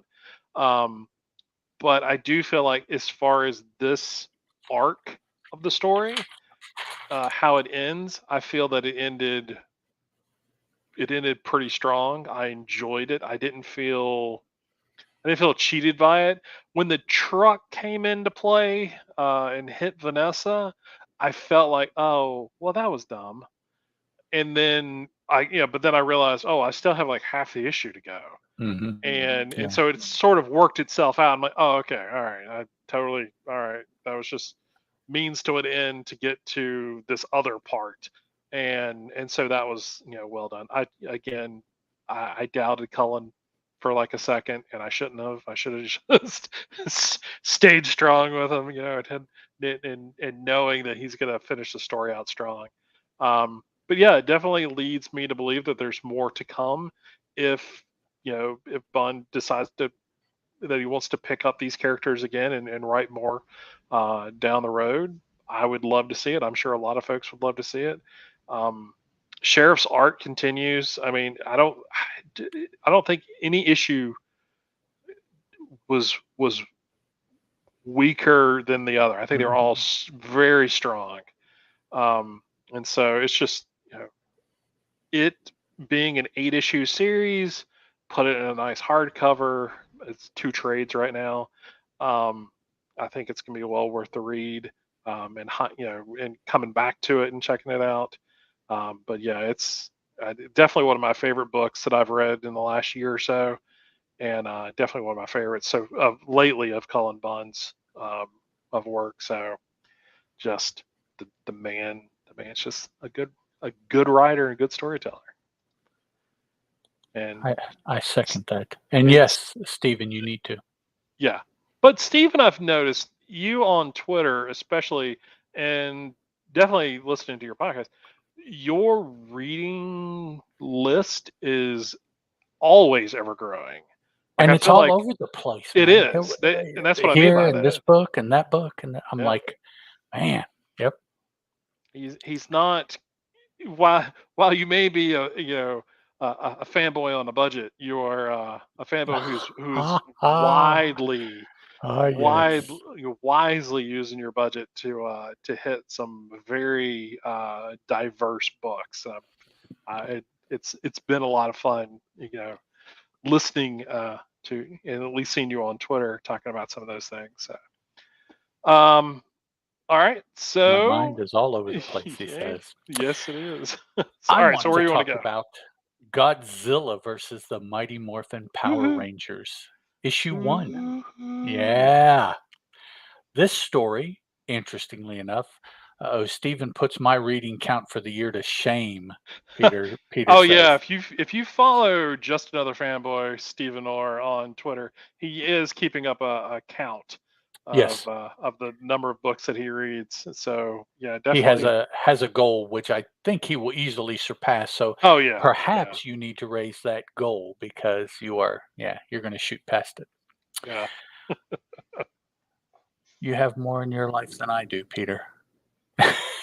Okay. Anyways, um, this story is coming to us from Mr. Cullen Bunn with Yep. art by Freddie Williams III.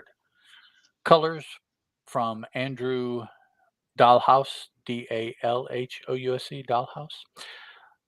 Letters and design by Joanna Natali. The Power Rangers are the Tommy, Jason, Kimberly, Billy, Trini, Zach group of Power Rangers. And that is green through black, of course, for those of you that know.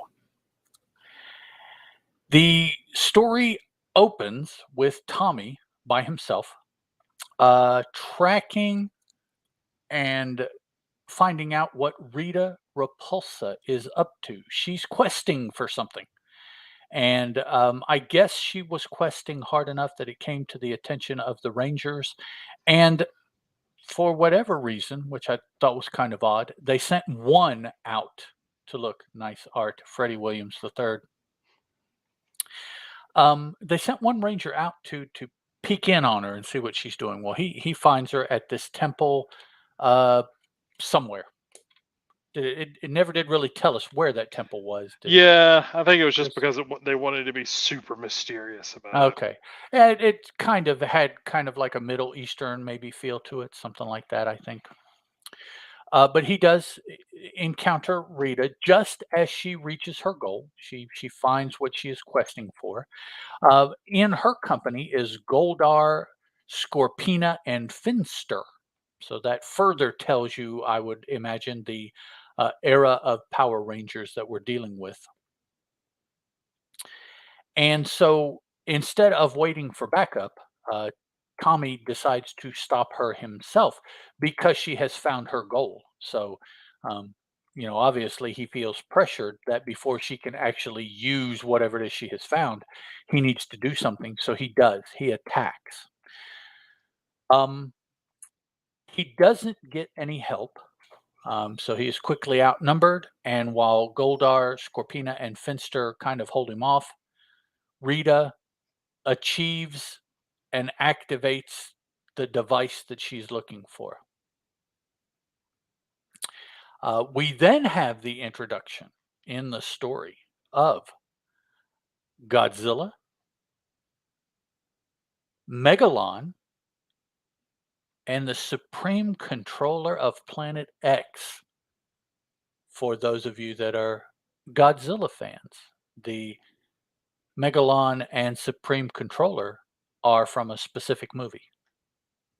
So that tells you basically, actually, that tells you all you need to know. It does indicate what era of the, I believe it's the Toei era, what portion of the Toei era of Godzilla we're dealing with here in that those are the characters. But so Rita, Goldar, Scorpina, Finster, and Tommy as the Green Ranger are transported to wherever, somewhere, someplace where when they get there, Godzilla, Megalon are there, and Megalon is there at the behest of the Supreme Controller of Planet X, who Rita has a conversation with. She finds out that they're there, and she kind of poofs herself into the ship.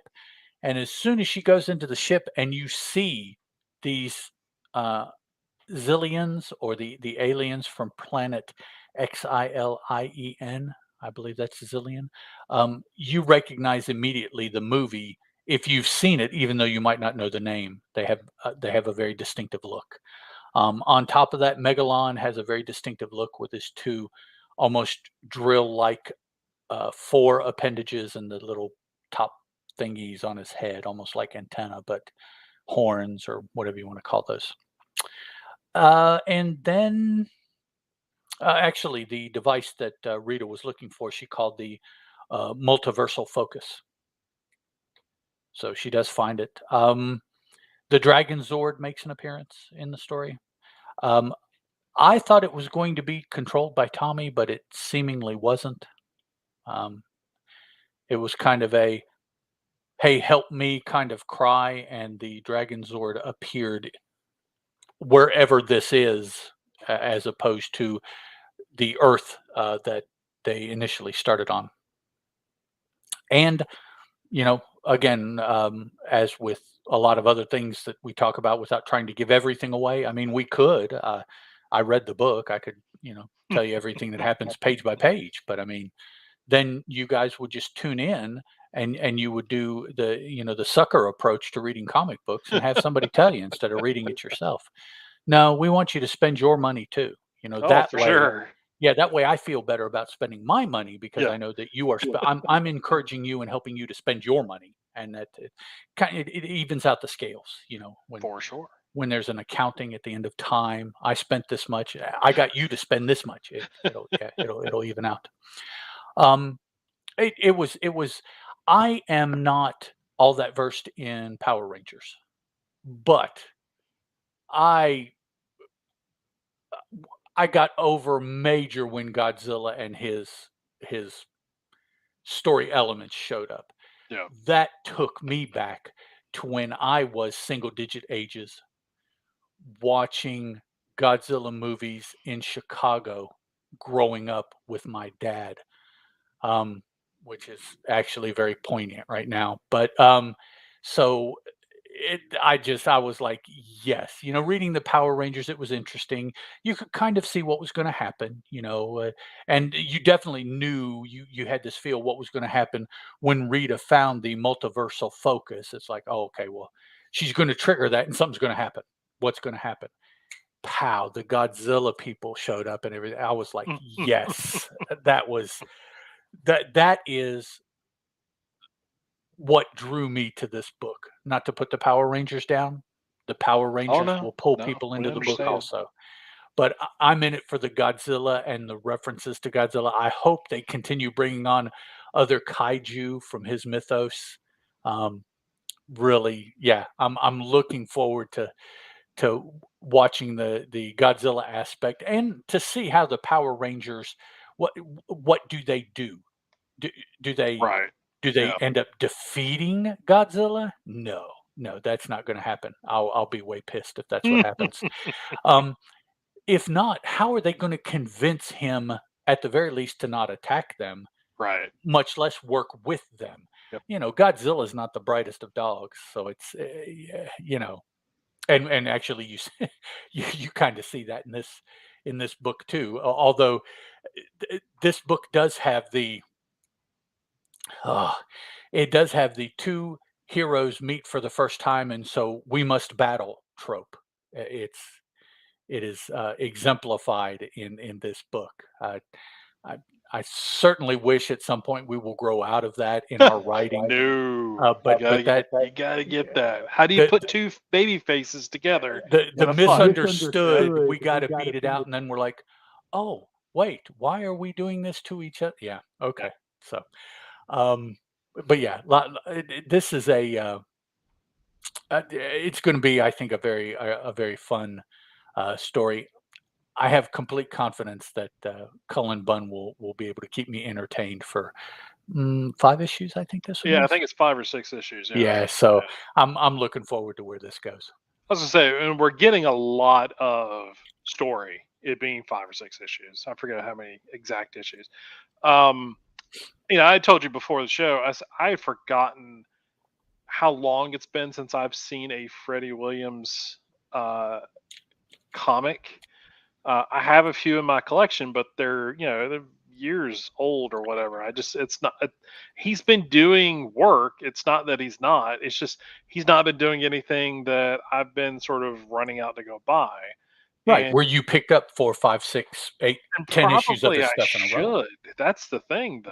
Well, It's like, I mean, I forget how much I enjoy his stuff, and his stuff is very, you know, it's it used to not be. I hate to say, but it used to not be as stylized as it is now. mhm, And while I think he had when he first came on the scene was a really good artist, it has been over the last 5, 6, 7, 8 years or whatever, where this style that you see in this series that you've seen in the Batman TMNT stuff, didn't he do like a Masters of the Universe series too? I think so. Mhm.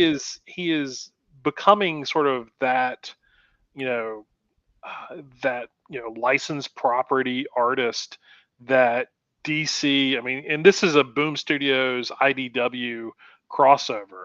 So he's getting to be sort of that guy that is working with multiple publishers in these very high profile, sort of mashups.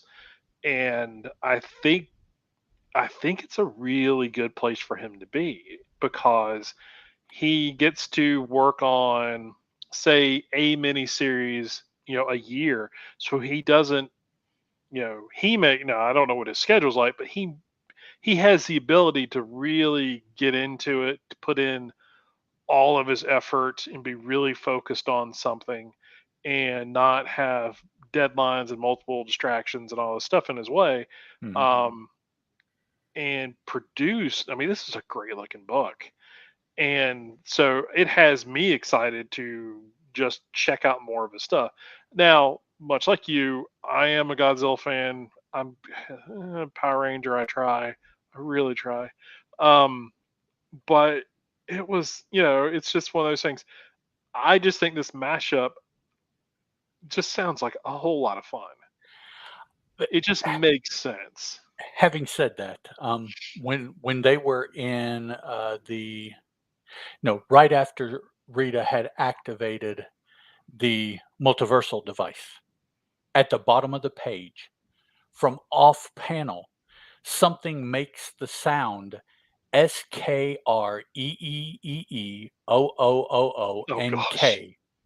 Screonk! Yeah. And Yeah. as soon as I read that, I knew Oh exactly yeah. who and what that was. That is such a distinctive sound. And that comes from watching the movies, man.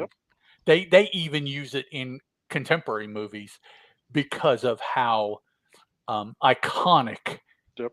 Godzilla's call, Godzilla's scream, whatever you wanna call it, is. They even use it today from way back in the mid '50s. Yep. Yeah. It's good stuff. It's good stuff. Yeah, I'm looking forward to talking about this. I was so this was not a book that you and I talked about, you know, that we needed to make sure that both of us picked up to read, but just both of us just gravitated toward it anyway and picked it up. Yeah, The shop that I did pick it up at, they it was Ultimate Comics here in Raleigh.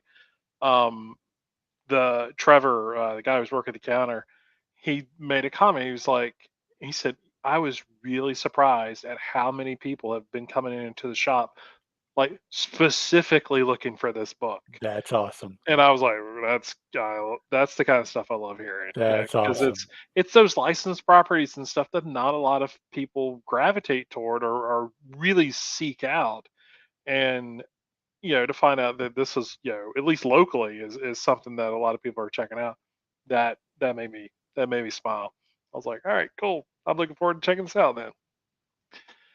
All right, let's quick look at Angel number 3. We talked about the previous at least the first issue. I can't remember if we talked about the second issue or not. Maybe we did. Um, this is again third issue. It's Angels created by Joss Whedon.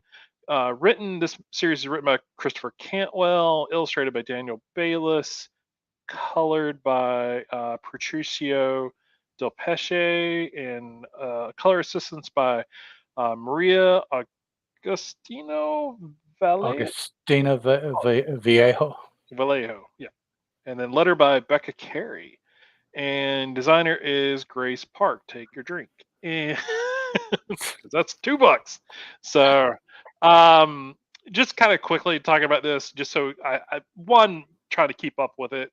Um, you know, Unlike I had done it in the past with the series or with the previous Angel series and the Buffy series. This is if you I watched a little bit of the TV show, and this has been the first issue that sort of reminded me of the TV show. Sort of the goofiness that, like, I could almost hear the laugh track in some scenes, and I don't know if that's a good thing or a bad thing. Um, but it is sort of, this is an entertaining book. There's a lot of characters, and it's a Buffy related series, so that's obviously it's an ensemble cast. Despite it being named Angel, it's not just about Angel. There's 10 other characters that you got to keep up with. So it's a struggle for me again trying to remember who everybody is, and I obviously can remember a few folks. So I'm not going to try and get names right as I kind of talk about this, but Can it's I ask a quick question? sure. Is that a bandolier of eyeballs on that dude's chest? On what page? The armored dude. Oh yeah, it is. I think it is. Oh, okay, yeah, it Yeah, looks like a bandolier of eyeballs. Yeah, yeah, okay, cool. yep. That So means he's a bad guy, right? that is definitely he's a bad guy. Because he's wearing eyeballs. Okay. Yes. But even like his whole involvement, his group of demons and stuff, uh, they that's kind of what reminded me of the show. I don't know why. I didn't watch a lot of it, but just I immediately was like, "Yep, that's what that kind of felt like." Again, not a bad thing. I think the dialogue, like I'm reading a lot of other Christopher Cantwell books, and so they all kind of, he does a really good job of each series that he writes having its own voice. Like, it's not like you feel like you could just interchange these characters. This series definitely has a very uh, you know comical feel to it, even though that there are moments that are serious and stuff like that. I mean, at this point, we're still dealing with, Angel, who is like 2 inches tall, and so there's obviously jokes. Spike is continuing to make jokes about his height and what how to deal with him. Someone when they get ready to go into battle, or go out into the to deal with the demon that escaped the house that caused him to shrink. um Someone picks them up and puts them in their pocket. It's just just little gags and stuff like that, that are written well. There is some serious kind of character interaction that you definitely uh that is being developed with, and I don't want to uh mess anybody's name. Lorne and I think it's Andrew. So again, not I know who the characters are if you sort of pointed to them on TV, but I don't know like their actual characters. So I'm still getting to know who they are. So there is something there, especially with Lauren, about his past and things like that, that is being explored in this particular issue and probably the series as a whole. So that'll be something to kind of keep an eye on. Um, Now, and the rest of this issue is a lot of fighty and things like that, and a lot of licking of wounds after the fight. Um, but Angel gets put back. They figure out a way to bring him back to his his full height and everything. But in doing so, that's kind of where there's sort of a wedge put between Lauren and Andrew, and so they have to kind of deal with that. And I know that'll be dealt with. I think this is a limited series, Yeah. 8 issues or something to that effect. So this will hopefully be something that either gets resolved or we'll get to some point where when we end the series we're not left. I don't mind being left on a cliffhanger, but just sort of being left in a lurch, like what what happened there. I don't want to, I just don't want a dead storyline or whatever. Um, but in the end, I enjoyed the issue. It's not, still me trying to get into the characters and things like that. I feel like I say that with every Buffy series I talk about, with every Power Ranger series I talk about. It's sort of that same thing. I want to enjoy it, I think, more than I am, just because I'm giving it that college try. But it's 8 issues. I think I can get through 8 issues okay. The art in is really good. It's very cartoony, very stylized for this series. Uh, but I really enjoy it. I think it's a well drawn, well put together comic. So we'll kind of see how things go. See how the next issue goes. I may, I don't want to put it on the shelf and talk about it. Maybe when we get to issue 5 or 6 later, I want to kind of keep talking about it a little bit, just to kind of keep me reading it. I think that'll help me keep up with it, because I know if I don't talk about it here on the show, I may not read it that particular week, and then I may get kind of behind, and I don't want to do that because then if I get behind, I don't know if any of you have seen my desk. I have a lot of comics on my desk, and so they're piling up to be read. So this show allows me to sort of that focus I need to read some books, and so I want to make sure the Angel is kept in that list. So, but yeah, it's good. It's good enough for me right now. All right, Cool. what you got?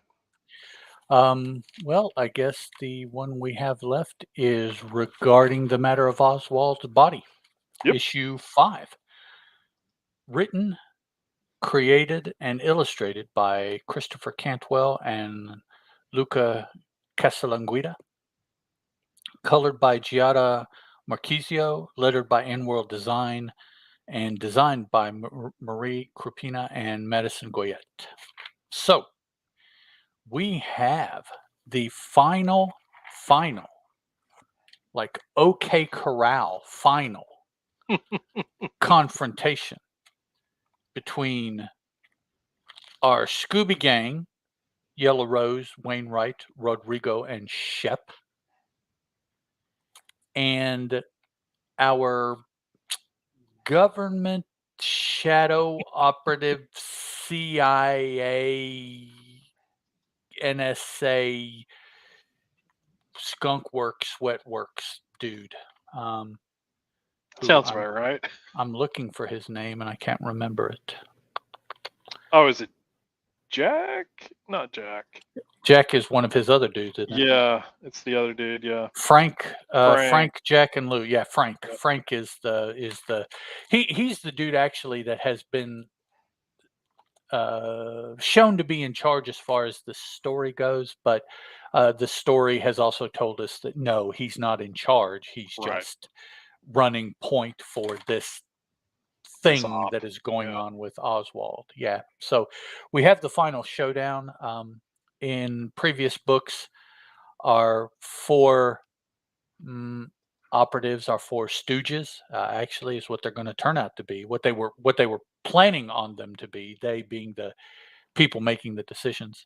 Um, but that they caught on to that. Yellow Rose, Wainwright, Rodrigo, and Shep. They figured out that that's what was going on, killed Oswald, which they weren't supposed to do, and then ran. Well, they realized, well, we can't keep running because they are going to keep coming after us. Hmm. We've got to finale this somehow. We got to just close it. So they let Frank know where they're at, and they seemingly set up an ambush, right? Because they set the time and place. There's four of them and only one of Frank. Well, yeah, that turns out to not be the Yeah. case. Um, so there's, like I say, there's an OK Corral kind of showdown here, and by the end of the book, the person that survives this showdown, we had seen in current, which is 1981, we had seen Mhm. this person before. And I, at least, had been led to believe it was one individual. Yeah. Well, now when that individual is fully shown at the end of the story, it's not who you thought it was as the survivor, at Right. least, of the OK Corral shootout. It's somebody else. But more importantly, one of the opposing team players that seemingly was shot down in the battlefield is shown to also be alive.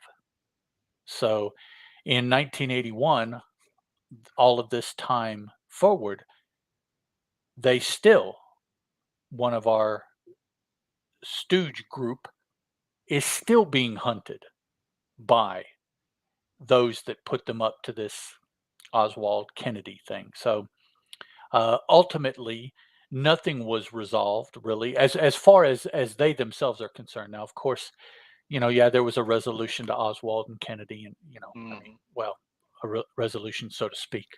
Um, there Yeah. was a finality of situation, but perhaps not a finality of who and why and all that Right. stuff. Um, Whereas this, there was thought also to be a finality to the situation, but we find out that there's one surviving member from each group. So apparently, no, there is not a finality to it. Although, as far as our part of the story, there is, because it ends with one survivor of the Yellow Rose Wainwright Rodrigo Shep group and one survivor of Jack's group, put him in charge. And yes, you have to read it, Steve. You should have already been reading it, Stephen. We've only talked about every issue, dog. I I know mean, this is you the know, last issue. This is yeah, the it's final one. come on, man. Um, so our story is done, but theirs not quite. Yeah.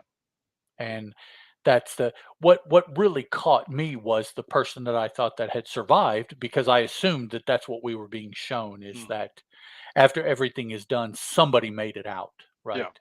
And you get to the end of the story here where you now see that person, and it's like, oh, well, the ring oh, okay. So, wow, okay. So it was a purposeful misdirect to Yeah. surprise you Yeah. here at the end of the story when you see who it really is. And I like that. And no, I it's not was Oswald. I'll just go ahead and get that no. away. Oswald did not survive, not even this. So no, it's not Oswald. Even in this reality. Yeah, no, no, he did not survive. Yeah, I really the reveal at the end. I mean, well, I guess both reveals at the end. Well, yeah, Um, those one were good. I enjoyed one that. was perhaps even more surprising. It's like, oh, Yeah. they Oh yeah, survived that too? That's surprised me. okay. Yeah, I was certainly, the one when you reveal, it's like, okay, so it was that Yeah. person instead of this other. Okay. But then it's like, what? They survived too? But it's Yeah. one of those things. This is this story is done. Like there's Yeah, nothing no, left really to tell, right. but to sort of know, sort of in this world of characters that you know the one we'll say stooge member that survived, their paranoia, even though they were like the whole point of it was we need to make this stand so that we don't, and they say it so that we don't have to look over our shoulders for the rest of our life. Right, right, They admit in 81 they have still been living that way right. because they Even though were they're not aware that, right, like they yeah, knew somebody was after them or somebody was watching them at the something, very yeah, they least, know, yeah, and they knew that there was sort of it went further than the folks that they had to deal, like Frank and Jack and all that. So we get that it's obviously they're smart, they know what's going on, um, and they know that coming out of hiding even for a brief time, like they said they were only in Dallas for 12 hours, but that was way too much apparently. yep, Now we don't know as a reader based off of that reveal at the end how long they've been tracked. Was the 12 hours enough for the government to or not, we won't even say that, just this individual to find them, hmm, or have they just always been tracking them, right, that kind of thing. And that kind of information isn't necessary for the story. It just, as a reader, they were right, they're going to continue to have to watch out for the rest of their life and yep, however long that goes. And is there going to be a resolution? Is one going to eventually kill the other, or one going to none of that really matters because the meat of what their involvement is over. They're just sort of dangling in the wind at this point, but there's still at least with those two characters, some unresolved something that is happening, but we'll never figure out what it is, and that's fine. That's sort of that cliffhanger that I don't mind getting at the end of a book. The meat of the story is dealt with. It's just sort of these little danglers, and that's fine. I actually enjoy sort of letting my brain sort of tell the rest of that story. If I ever circle back around to this series and reading it again, I go, oh yeah, yeah. they're out there by themselves now. Because like they've been in hiding. Missed out on their mother's funeral from not just this year, but like 10 years ago. Yeah. So I think Cantwell did a good job with this series. I know you and I both sort of question it kind of in the middle, like, are we kind of dragging ourselves here, to get to the next issue? Yeah. Are we Bendising this? And Well, and it's not like no one has ever done anything with this before. right, yeah, So yeah, it's like, uh, you're retconning real life history here essentially, right, and so it's yeah, like, okay, yeah. So, but still good. I still thoroughly it enjoyed was it. enjoyable. Yeah, Yeah, yeah. yeah. It's kind of all that can be said. But yeah, definitely, if you haven't checked out this one, even sort of the conspiracy, even if you have a little bit of a conspiracy theory in the back of your mind about JFK, I think it would be an enjoyable thing to read. Well, it was Um, certainly an interesting take. yes, I, yes, it I, was. you can, or I can 100% say that yeah, I've seen my share of Kennedy stuff, Yeah, and this was a very different and interesting take on a possibility. Okay, yeah. yeah. One book I just, as we kind of close out here, just mention is All New Firefly #2. This one's written by David Bower, illustrated by Jordi Perez, colored by Francesco Segala, with color assistance by Gloria Martinelli, letter by Jim Campbell, and designer is Madison Guyette. Um, just quickly, um, you know, the flashbacks, much like with the first issue, deal with Jane, and I'm not sure why that is, but I'm okay with that if that's going to be a thing, at least for the first several issues. Maybe we'll get this with other characters as we go, sort of a flashback, sort of what made this character this character. Mhm. That'd be interesting. That's not something that that I've seen in the short-lived television series or any of the other issues that I've read. So that's cool. But the gist of this is, last issue, the crew had to settle the ship down on a planet that they weren't familiar with because they were low on supplies, low on gas, and needed some help just to get to the uh, next place that they could fuel up, get a new job, and whatnot. And when they land basically at a monastery. And so this issue is this monastery um, sort of explains religion in this time period, um, talking about how Christianity has reached far beyond Earth into other planets and stuff like that. I think they said there's like 40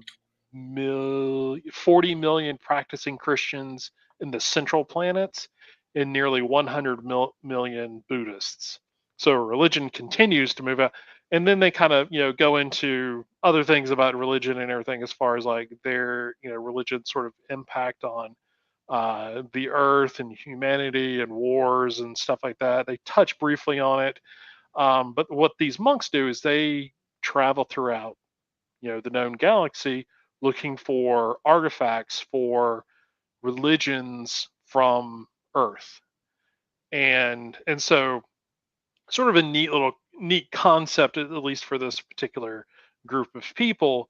But they end up having a little bit of supplies that the crew needs, but the crew doesn't have a whole lot of money, and so they say, can we barter or something to that effect? And the monks have a problem with some local tax collectors, as they call them, and end up basically just some thugs who are trying to stiff some money out of them. And so it becomes, the end of this issue becomes a just sort of a good old, you know, uh, good guys versus bad guys. The crew is going to swing in and take down the bad guys.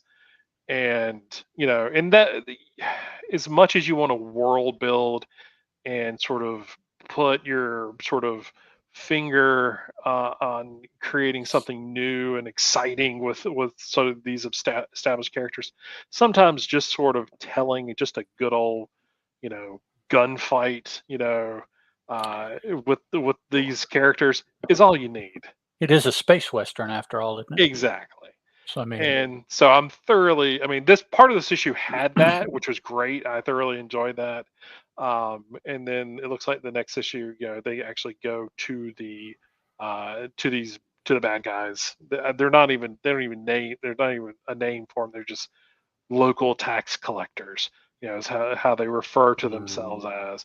Uh, but, so, you're going to get that. So again, sometimes to make a story enjoyable, you don't really need to work too hard. You just sort of lean into the genre, right. and that's what we're getting with this issue and hopefully next issue. So I'm thoroughly enjoying all new Firefly so far, and look forward to sort of picking up the next issue. So good stuff. All righty. All right. Anything else before we head out? I don't think so. Cool. All right, you can, here's all the places. Here's all the things. You can come out of the website, comicaddiction.net or boomaddiction.com. They point you to the exact same website. Check out all of season 3's episodes of the podcast. Not season 1 or season 2. Maybe some of me will slacker, not be, dragging his toes and fingers and everything else to get to the computer and get some old episodes posted. If not, you can go back to the feed. You can check out all that stuff. But that's scrolling through 5 or 6 years worth of stuff. I don't want you to do that. I'll get busy at some point. So there's that. You can email us at boomaddiction@gmail.com. You can send us your questions. I didn't look before this particular episode, so I don't know if anybody actually emailed us. Uh-oh. If you did, thank you. You'll be one of the first. You better look. But if you didn't, you still have next episode. So there's Yep. always that. You can catch us over on Facebook. Look for Fans of Boom Studios. Both, I know Doug and Steven are over there. Peter, I don't know if he's over there. Maybe he is. Maybe he's not. Maybe our incognito stalker is part of that group. Maybe not. You never know. Maybe not. Yes. So you'll have to be over there and check it out. Again, look on Facebook, Fans of Boom Studios. Link is always in the show notes, so you can just click on that and go to it. You can also follow the site on Twitter. You can follow at Boom Addiction. You can follow Ed at Teal Productions. You can follow me at Chris Parton. Always, we say it every episode, is the best way to get in contact with us. Ed is a lot faster at response than I am. I have noticed now that I'm back in the office, I don't even think I look at my phone. You actually work. Yeah. I don't know. I feel the pressure now that I'm around people. I actually have to be productive, I guess. Not that I wasn't productive for the last 2 years, but I could take some time and look through Twitter and answer questions and whatnot. Now I'm just like, hit play on the Spotify and just zone out for 8 or 9 hours. So that's a good way to get up with us is on Twitter. But email does work. It does. It does work. So you can catch us the podcast, the audio portion of the podcast on all of the podcast catchers, Spotify, Stitcher, iHeartRadio, all those things. We have a couple of them linked on the website if you want to go to those. But wherever your podcast catchers, Apple Podcasts, I always forget about the biggest one. Sure, why not forget about that one? If you have a podcast catcher that does reviews and stuff, if you want to leave one, that's great. If not, we just appreciate you listening to the show. That's really all we care about. Tell all your friends, tell all your neighbors, tell all your family that you listen to us and you're cool because of it. No, see, that just doesn't even feel right. No, you're cooler because of it. You're cooler. Yeah, because you're already cool, man. You're cool. Don't worry about it. You're just a little bit more because of us. Just listening to us, not because we did anything, because we don't do anything. We just talk comics. That's all we do. So, but you can also come by YouTube if you're one of the folks that are in our chat. Thank you very much for joining us this particular evening on a Friday. We normally record on Thursdays. Yes. But Duke was playing Thursday night, and Ed so graciously allowed me to reschedule the shows. And it worked. It It worked. worked. That Duke was a won. sweet game. That was such a Yeah, great game. so there we go. If you don't watch basketball, Coach K, this is his last season. I am born and raised in Durham, which is the home of Duke University, Duke Yep, Blue Devils. You may hate us. doesn't I matter. doesn't Look matter. I'm look having a good time. look at the books. See Yeah, what the man has done. You don't have to so like him, but he's done what he's done, so, yeah. So hey, he's earned it. But anyway, so we've got get to watch another game tomorrow night, so I'm super excited about that. But yeah, I think that's it. I think that's all the yep, things. that's all Cool. the things.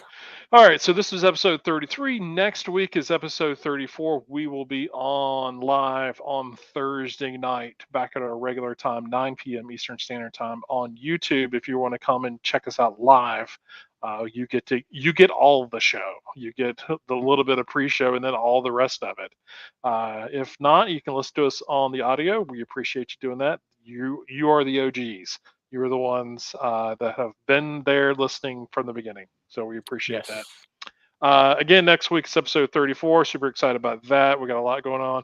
We're going to talk about previews. We got a couple of new books. Obviously, the Buffy special. We're going to talk about that, and Something Is Killing the Children is back with issue 21. Oh, So we're going to be uh-oh, talking about that. Yeah, finally. we'll have a lot to talk about that. I'm Get sure.